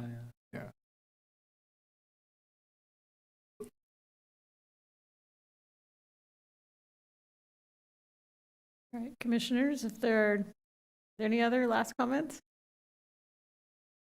All right, thank you, everybody, and thank you for the great presentations about VIA tonight from both staff members. We have one more item on the agenda. We have item number 6. We're going to move on to item number 6, an update and feedback on the sidewalks and transportation equity program.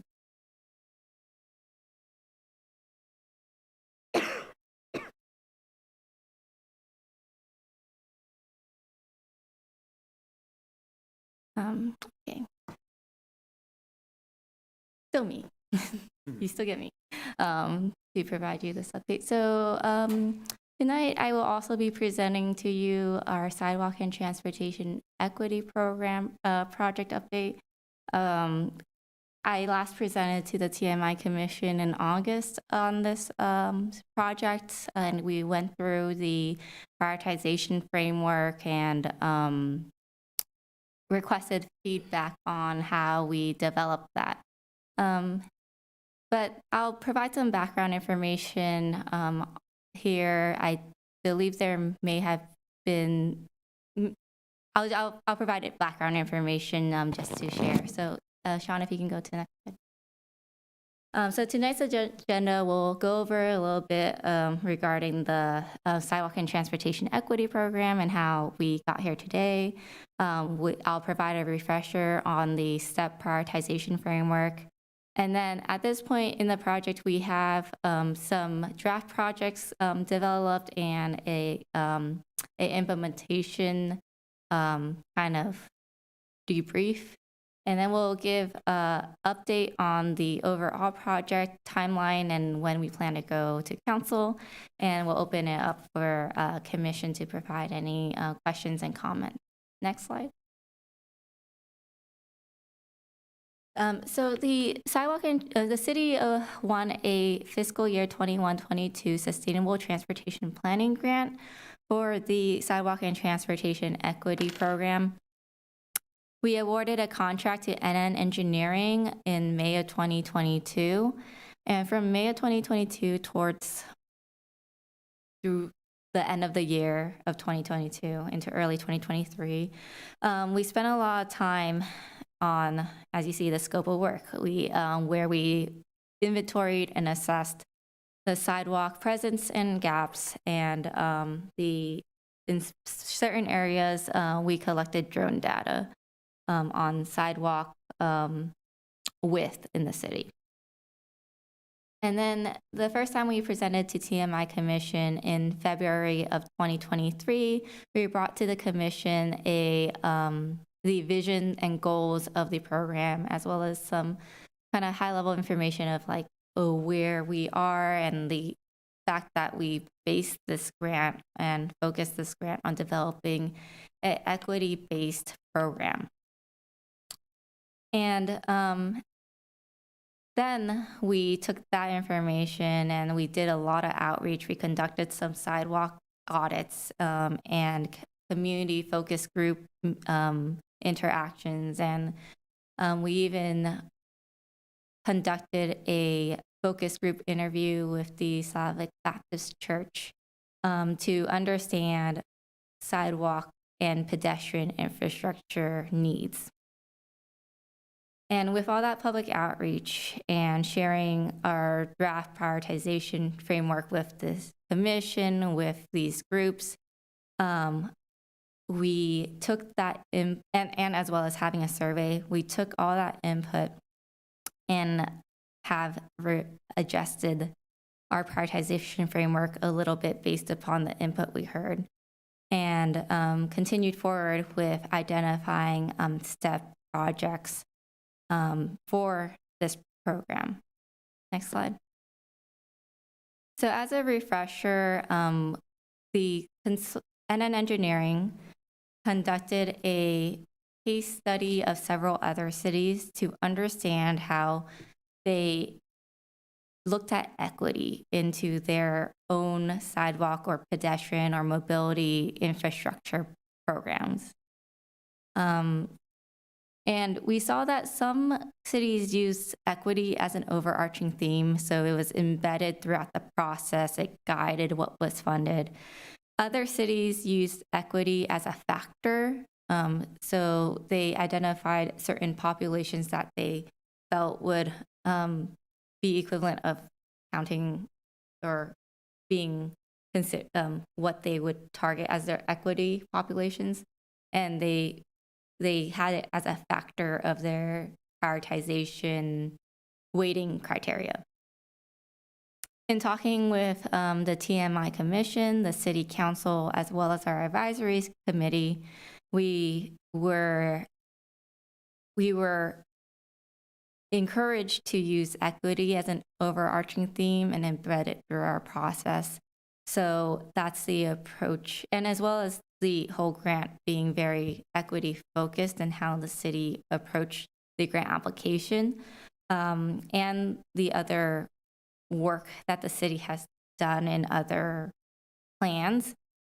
We decided to approach equity as an overarching theme for this program. Next slide.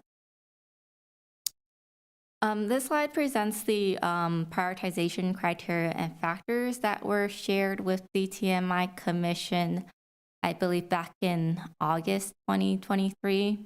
And from your feedback, if you go to the next slide, we have adjusted the prioritization criteria and factors. Generally, from the TMI Commission, our advisory committee, as well as a couple focus group interview that we conducted, there was general overall support for the prioritization criteria we selected. We just kind of consolidated some of the criteria. So instead of having destinations to separate locations between our safety and safe routes and our health and environment, we kind of just consolidated that to kind of a safe routes to everywhere focus, like schools, parks, trails, transit stops. And we also included people with disabilities as another factor for equitable access populations, as we've heard from the TMI Commission. We also were able to access ADA barrier data that was collected by the city in a prior effort, and we were able to make it work with GIS and map it into our current program, so that we were able to account for some ADA data that we previously collected, so that we knew kind of what geographies had more dense ADA issues. And although safety was recommended to be weighted in the scoring, we did not end up weighting it any heavier than the other goals or factors. Next slide. And then another refresher is to go over the prioritization steps. This slide has been updated a bit from what we have presented to TMI Commission back in August, and it's just that we added a step 1A and 1B. The other 4 steps were actually presented to TMI Commission, but it's because in addition to having the prioritization framework, there are other pre-steps we needed to take. So step 1A is like what actually constitutes a project and how do we define that. And step 1B was identifying equity priority areas. And after we were able to define those 2 concepts, we put those aside for a bit. And then for step 2, we took the prioritization framework that you just saw on the previous slide, and we identified high need street segments. So all these factors were put onto like a center line of each street in the city, and each street was segmented into I think 250 to 500 foot distance, depending on the street, but they were also later equalized. But they took into account each of the factors. So within like a half mile of that street segment, how many crashes were there? Is it connected to a high, a census tract with a lot of zero household vehicles? Is there a high asthma or diabetes rate in that area? Is it adjacent or within a quarter mile of a transit stop? So along the center line of the street, we were able to identify or give scores to each segment that we broke them out to. And then after that, we kind of identified projects. So using the step 1A that we developed, we took the top 50%, or the segments that scored 50 in the top 50%. And in those areas, we looked at what would be reasonable to group together as a project. And once we were able to group together the projects, we took the equity priority areas we had created and applied an equity weighting onto the projects to calculate a score. And we're kind of around like step 4 and step 5 right now, where we're ground truthing the project scoring with the community and our partners, and further evaluating the implementability of the projects. Next slide. Oh, yes, that's why we put in a little thing to focus on that. This is the step we're at right now. Next slide. And like I mentioned on step 1A, we created equity priority areas, and this was based upon we based this upon kind of 3 criteria. So the first one being that it was a census tract or a geography, or actually a block group, which is a very small area with about 1,000 to 4,000 people. And within that block group, if they had a population that was 70% or greater of Black, Indigenous, or people of color, that was one of our criteria for an equity priority area. Or it could be an area where more than 40% of those block groups are living at or below 200% of the federal poverty level. And then in addition to that, we took into account the Senate Bill 535 definition of disadvantaged communities. So in areas that like the percent of people of color and percent of people in poverty didn't cover, we also included disadvantaged communities as defined by Senate Bill 535 as our other equity priority areas. Next slide. And like I mentioned, we created the center line scoring of each of the segments in step 2, using the the prioritization criteria and framework that was shared earlier. So the map here shows areas colored in red or scored higher, meaning they were a higher priority street segment to improve. This, again, as you saw in the prioritization framework and criteria, includes kind of the absence gap. So a gap of a sidewalk meant the area scored a little bit higher. But obviously our projects are defined, like the focus of the sidewalk and transportation equity projects program, at least when we heard from our advisory commission as well as from the survey we put out, was that, and shared with TMI Commission in August, was that people were more interested or felt that it was more important for the city to fill in missing sidewalk gaps than it is to repair sidewalk. So when we moved forward with this, we were specifically looking at the gap areas, but we do have a segment score across the community of the prioritization framework that was developed. So when creating the projects, we actually need to more so look at the gaps in our pedestrian network. Next slide. So with this was the effort that was conducted between May of 2022 to about winter of 2023, when we collected sidewalk data. So the left-hand map shows the city's aerial review of sidewalk presence and gaps within the city.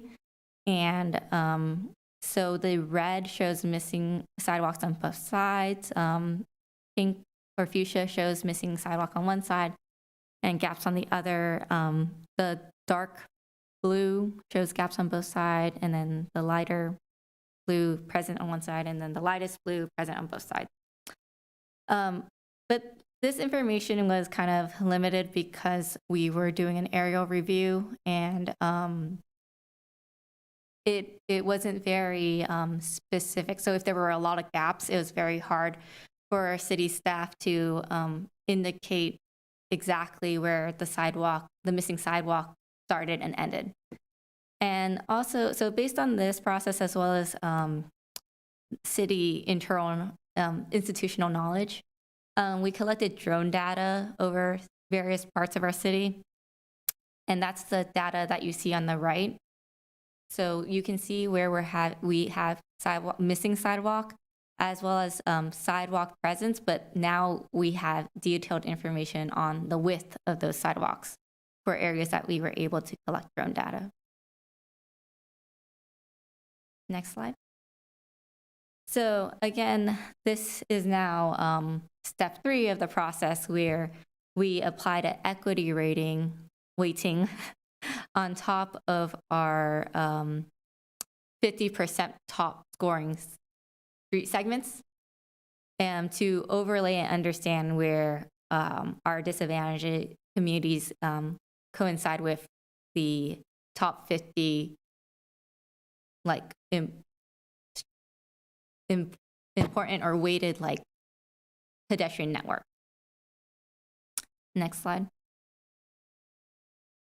And from that, and the city's data on collecting sidewalks, absence, presence, width, we developed the map that's shown here on your right that shows the proposed project list throughout the city. So it takes into account the top 50%, the centerline segments that scored within the top 50%, and then looked at where we had gaps within those areas. And we grouped projects together that would make sense.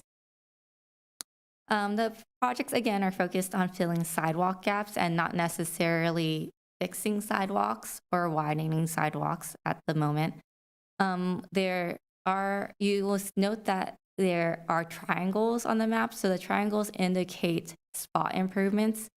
The spot improvements may include items such as intersection reconfiguration or consolidating turn pockets. So turn pockets are just where the cars can wait to turn, and sometimes the turn pockets may be they may create too many gaps between where people want to walk.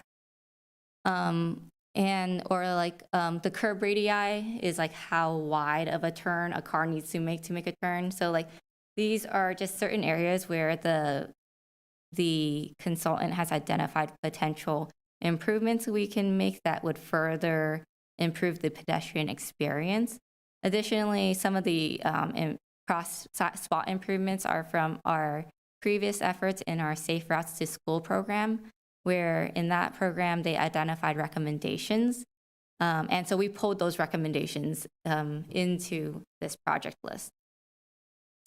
Other considerations that shape the project list include where the city's already leading sidewalk and crosswalk improvement projects.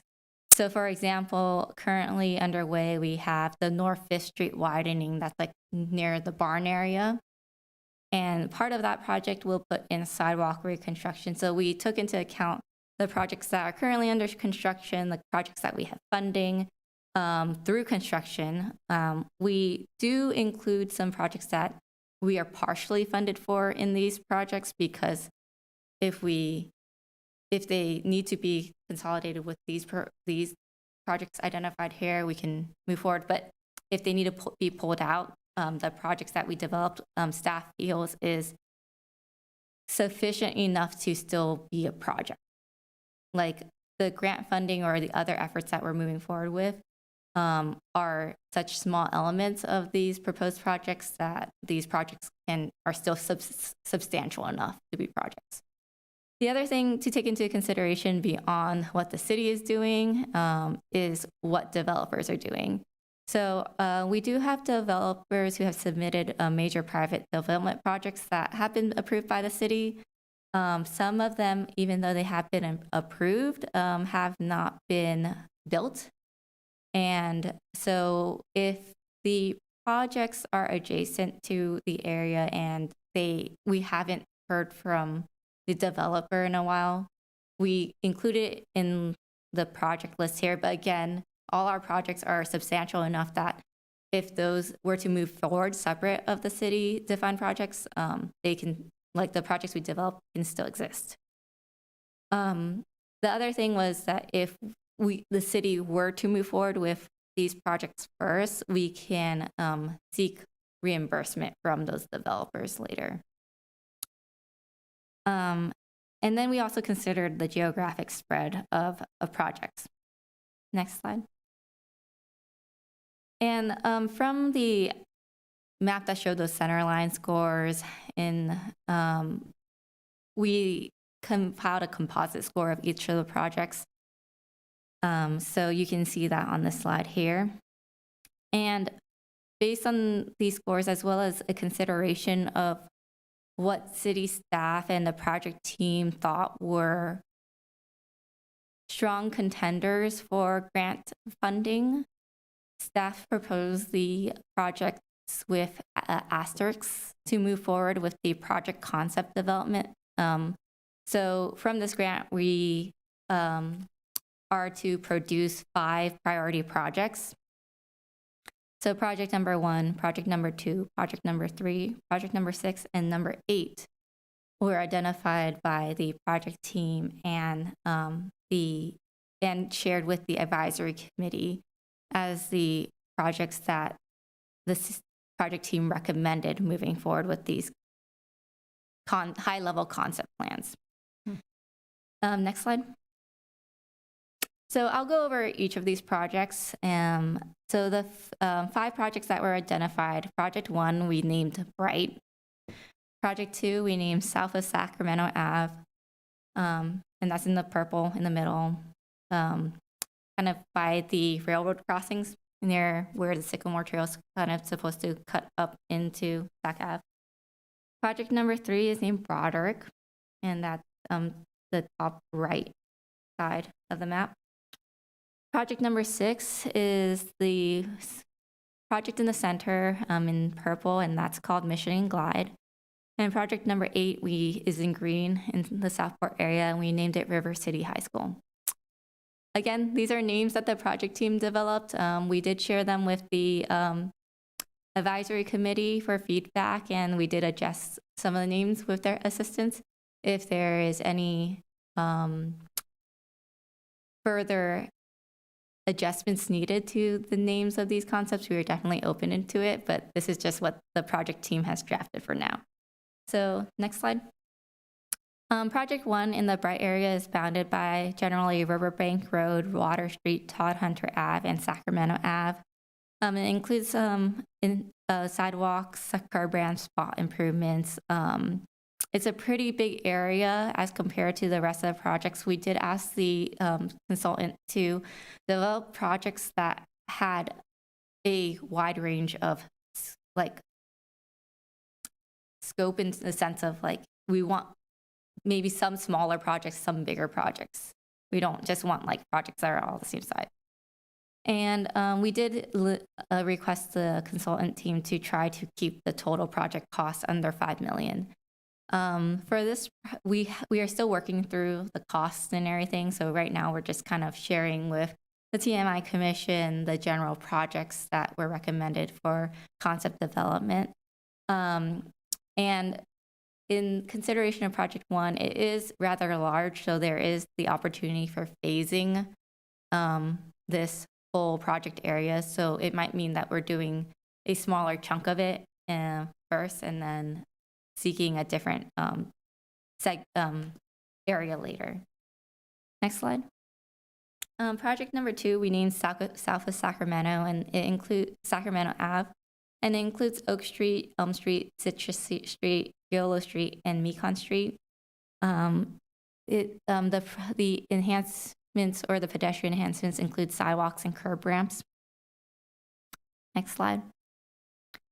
Project number 3 is named Broderick. It's along 8th Street, Alvin Street, 6th Street, Welland Way, James Street, William Street, and Elizabeth Street. And again, similar to project number 2, it includes mostly just sidewalk and curb ramps improvements. Next slide. Project number 6, we named Michigan Glide, and it's along Pecan Street, Holly Street, Rice Avenue, Maple Street, Michigan Boulevard, Walnut Street, and Cedar Street. And most of the issues here and improvements here will result in sidewalk and curb ramp improvements. Next slide. And then the last project is project number 8. We named River City High School. And this includes Higgins Road, Hart Avenue, Allen Avenue, and Blacker Road. And this includes curb and gutter improvements, sidewalk, curb ramps, drainage, and spot improvements. Next slide.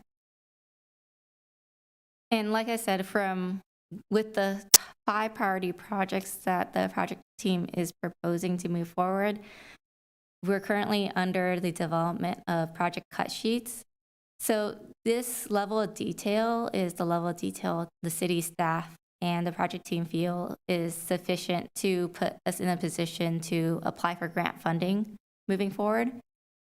We really want to keep this effort moving forward, and when we apply for grant programs, at least the active transportation program requires that cities have a project study report level document with their application. And we had the consultant team follow the design requirements that the active transportation grant wanted us to submit. So we gave them the general guidelines and guidance from Caltrans and the California Transportation Commission on what to submit as part of our grant application and asked them to follow that level of detail. So these are still under development, but this is kind of the information that you'll see when we have our draft plan moving forward. Next slide. Next slide. And so having those cut sheets will really put us in a position that will be ready to apply for grant funding. So we really want to move these projects from concept to implementation. Another part separate from this is that the consultant team is looking at implementation strategies. So they're looking at the available funding that the city has, key grant programs on the active transportation program. There may be some climate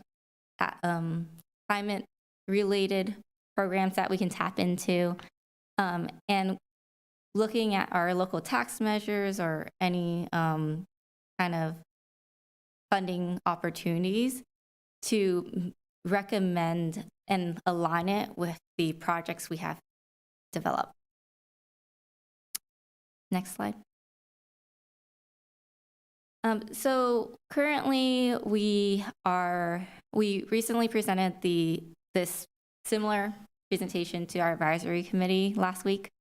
I brought this to TMI Commission to share this information with you before we go to our virtual community workshop, where we'll share similar information with a bit more background for the general public who may not have typically been involved. Our community workshop will be virtual, but we will have a live viewing option available at the community center. It'll be on November 16th, I believe. from 6 p.m. to 7:30 p.m. We will also be hosting a pop-up at the State Foods Supermarket, and we'll have our Spanish interpreters there. And we'll have some select slides or posters from our workshop, identifying the sidewalk absence and gaps map and the project map, and share that with the community.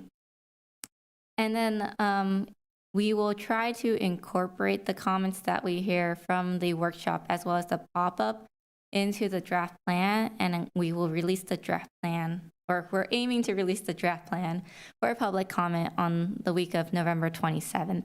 And it will be posted onto the city's webpage specifically for this project. We hope to have the draft plan open for public comment for 30 days, so approximately the closing date would be December 31st. And then we're looking to bring the draft final plan to City Council on January 17th. Next slide.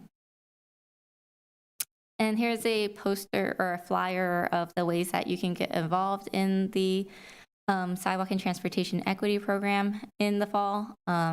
This is posted on the city's website, and there's also a version in Spanish on our city website.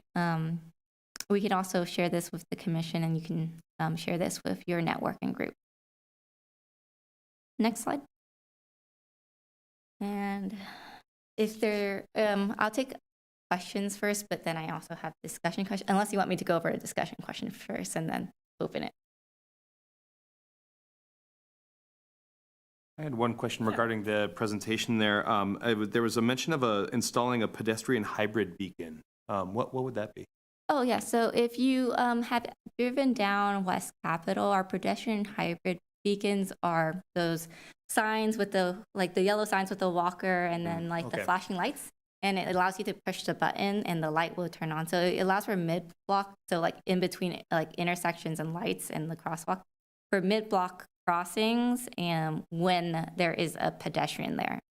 Excellent. Thank you so much. I'll say I do have questions, but I'm happy to let you start with the discussion questions if you like. Sure, I can go over the discussion questions. So some of the questions we had for the TMI Commission is, do the current equity priority areas cover the high priority areas and populations you have identified or felt that should have been identified?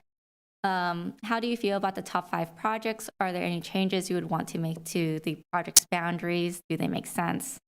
Are there any high priority projects or areas that you feel are missing from the current list? Maybe I just kick that off. I really, to the first point, there's one project 8, that you have identified, and that was on top of my mind, and I'm glad to see it in there, which is the River City High School. So I'm glad to see that in there, and I think you identified all the critical areas that I have seen, but one, which would go to one step further to Washington Avenue, I believe. Which John, do you mind going back to the map?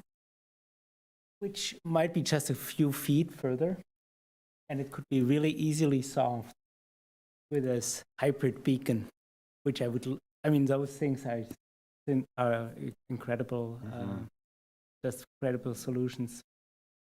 So it's outside of the map here, but basically it is another intersection between Jefferson and Washington Boulevard.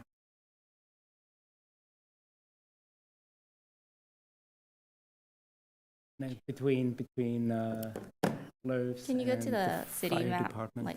Yeah. That one. Go back. Yeah, this one's fine. It's basically the intersection between Nugget and what is that? Pheasant Club, the fire department, and that intersection where the students have to basically, there's little. Oh, Lake Washington and Jefferson. Yeah, right? Lake Washington, exactly. So, and that hybrid beacon would be a perfect solution. Anyway, I really love to see that you guys have identified that. And to to see that. confirm, so I know the exact area, you're talking about where the Clarksburg Trail, I assume, probably goes over, and No, it's Or- actually further down to the home improvement store. oh, the Lowe's area? Yeah, exactly. There's this little. They're basically the cars take a turn from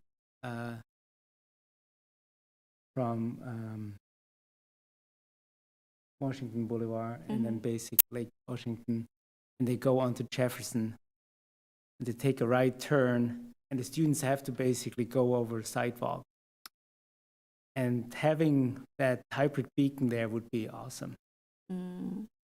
Because I mean, when I take a right turn, I always watch, but it's so difficult to see, and you really have to really be very careful. And they're always students, and that would be a great solution. So I will write down additional safety measures at that free right turn. And I think it goes exactly into the project. It's a couple of feet longer. The boundaries would be a little bit expanded. I think that would be really beneficial as an idea.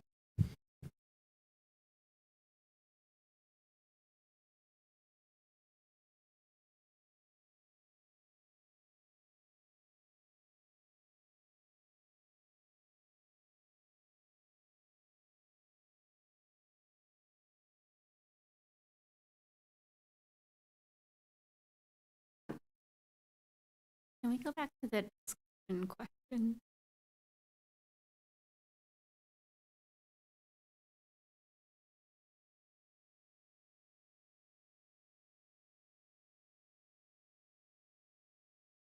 I had a quick question. There's the south of Sacramento Avenue project, and then also the Michigan Jog. Is that the name? I think I had heard some talk of either a bridge underneath the train tracks, kind of linking those two projects. It would or maybe a bridge over top of that. I think I wanted to see if this is part of the sidewalk project or the Sycamore Trail project, and if those may be held separately. Yeah, discussed so separately. the South of Sac Ave and the Michigan Glide area, these are separate from the bridge or the tunnel, maybe. We haven't identified yet what will be the mechanism from connecting from existing Sycamore Trail to Sacramento Avenue. But that is a separate process and effort because it will require significant coordination with the two rail agencies that cross over that area. Whereas with the sidewalks, generally they're within the city right away. Thank you very much for clarifying that. I had one more question as well. I'd imagine the revamping of all the sidewalks is really to increase the availability of, luckily, the cheapest form of transportation at all, just walking with our feet. But is there any plans on tree planting or shade cover for these projects in order to kind of make utilizing these improvements and walking in general more attractive to our residents? I will say that that is a very difficult decision for the city to make because a lot of these areas that we have presented the sidewalk improvements are within our older area of our city, and it would require significant right-of-way take to begin planting trees. And then the other thing is if it is a city tree, the city needs to maintain the sidewalk, and there's additional maintenance costs with sidewalk maintenance because the roots tend to uplift. But additionally, the sidewalks and the right-of-way within our northern part of the city is sometimes more constrained, unfortunately. And you may have noticed if you walk along that area, sometimes there aren't any trees, unfortunately. And it is something that we can consider. It will significantly increase costs to the project, but currently in the design of the sidewalks for the cut sheets, we have not included additional pedestrian infrastructure or or like trees. It is something that can be adjusted as the city moves forward and submits the application, or if submits a grant application, or if we want to add it into our design before we construct, but it will likely require a significant right-of-way acquisition from property owners. Thank you so much. I have a quick question related to that. I remember last presentation, it was mentioned that 6 feet was the new standard for sidewalk width. And I live in one of the areas that one of the high priority projects, and I think there are a lot of houses with fences that are probably only about 4 feet from the curb. And not only that, related to the tree question, there are some old trees that would definitely have to come down. And some of them are probably pretty old and ready to go anyway. But I was curious as to what the implementation would be if sidewalks and we're encroaching on fences and the process for cutting trees, and how you might outreach to residents who might be upset over that sort of thing. Yes. So that is something that the project team is looking into and working through currently. Some of these areas where the fencing encroaches over, it's unclear, like currently to the project team, if the fencing is encroaching over their property line, or if they're if they're in the right of way, or if they're within their property line. But the process for that will likely, if they are encroaching on the city's right of way, they are encroaching and in violation in a way.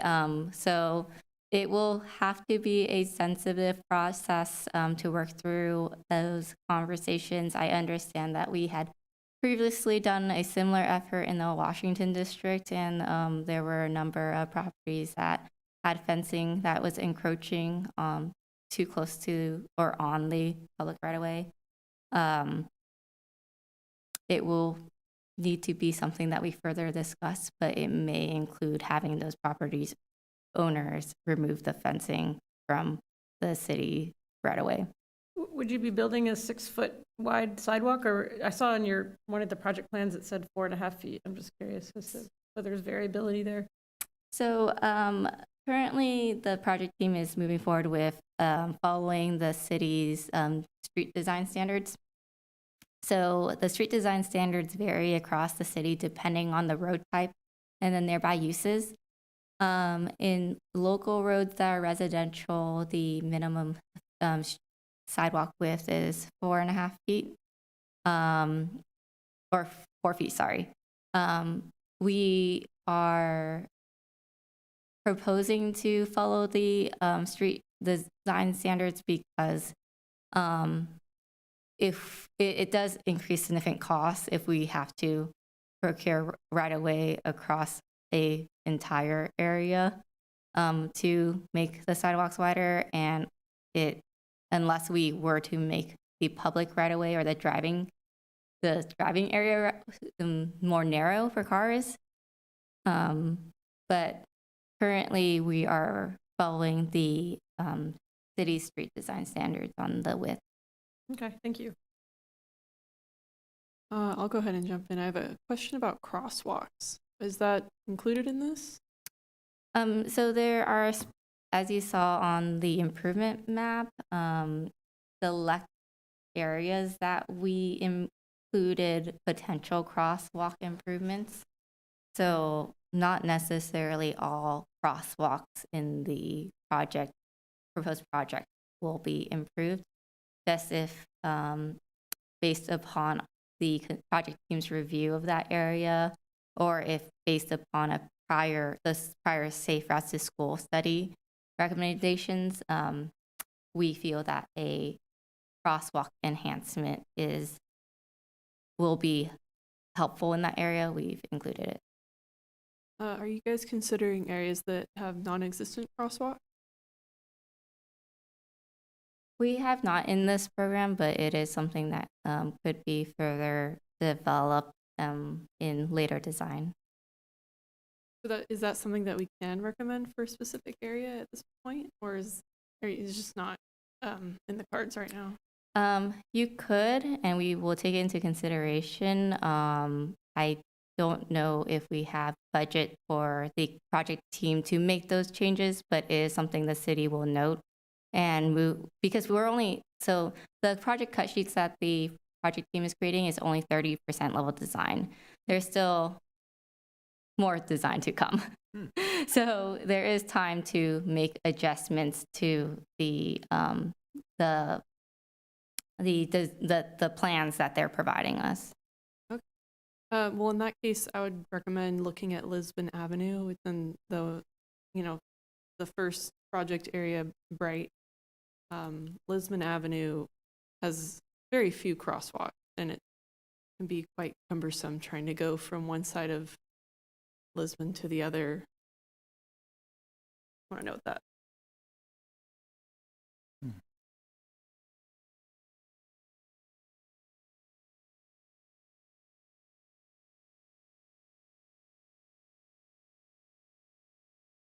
And there's also a convenience store that I think people often walk to that's right off Lisbon. So it's kind of something that people are walking to, so convenient right there in the middle of the neighborhood. Mm-hmm.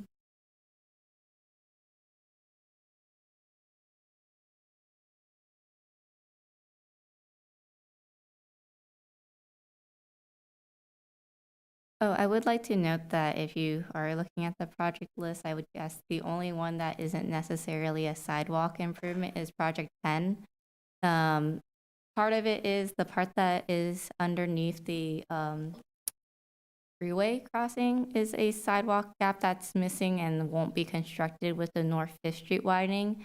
However, if you look at the rest of the project, it's actually probably what you could call a Riverwalk Trail extension. And that's because that segment of street right there, which is, I think it's South River Road, right? Yeah. It's known as South River Road as you're that far south. There, from our Pioneer Bluffs and Stone Locks master plan, South River Road is supposed to be realigned in the future. So we took that into consideration. We didn't want to propose a sidewalk there and then have it at some point in the future, invest so much money and then see it torn out, which is why a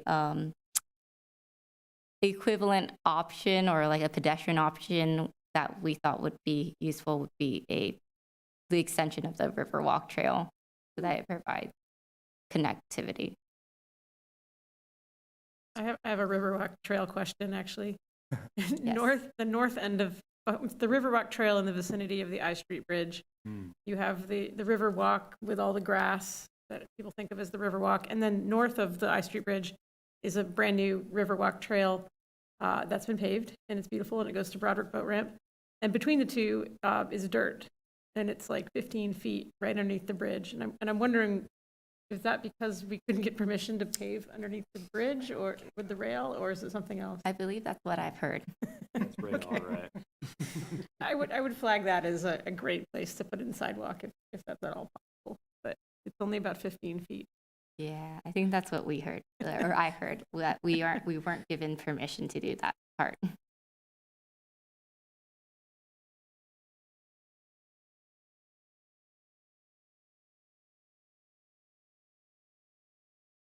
I just want to note that I do like your current list and the discussion. Do the concurrent areas cover the hyper areas? I would say so. I think it's a well thought out list, and it does cover a lot of areas that have equity concerns. And I think the high school is also very, very important, as I know a lot of students walk to schools. I think in general, I think it's a great list, and you've done a good job identifying these areas.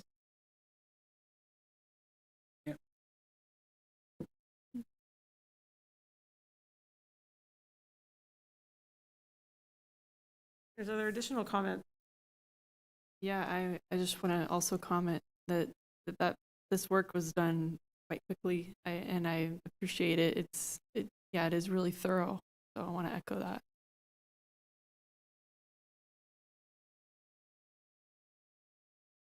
All right, well, thank you for that presentation. We appreciate the update. If there are no more comments, we'll move on. That concludes the regular agenda. We'll move on to the General Administration Function Part 2. Item 7A, the commission calendar. I believe our next scheduled meeting is, of course, January 1st.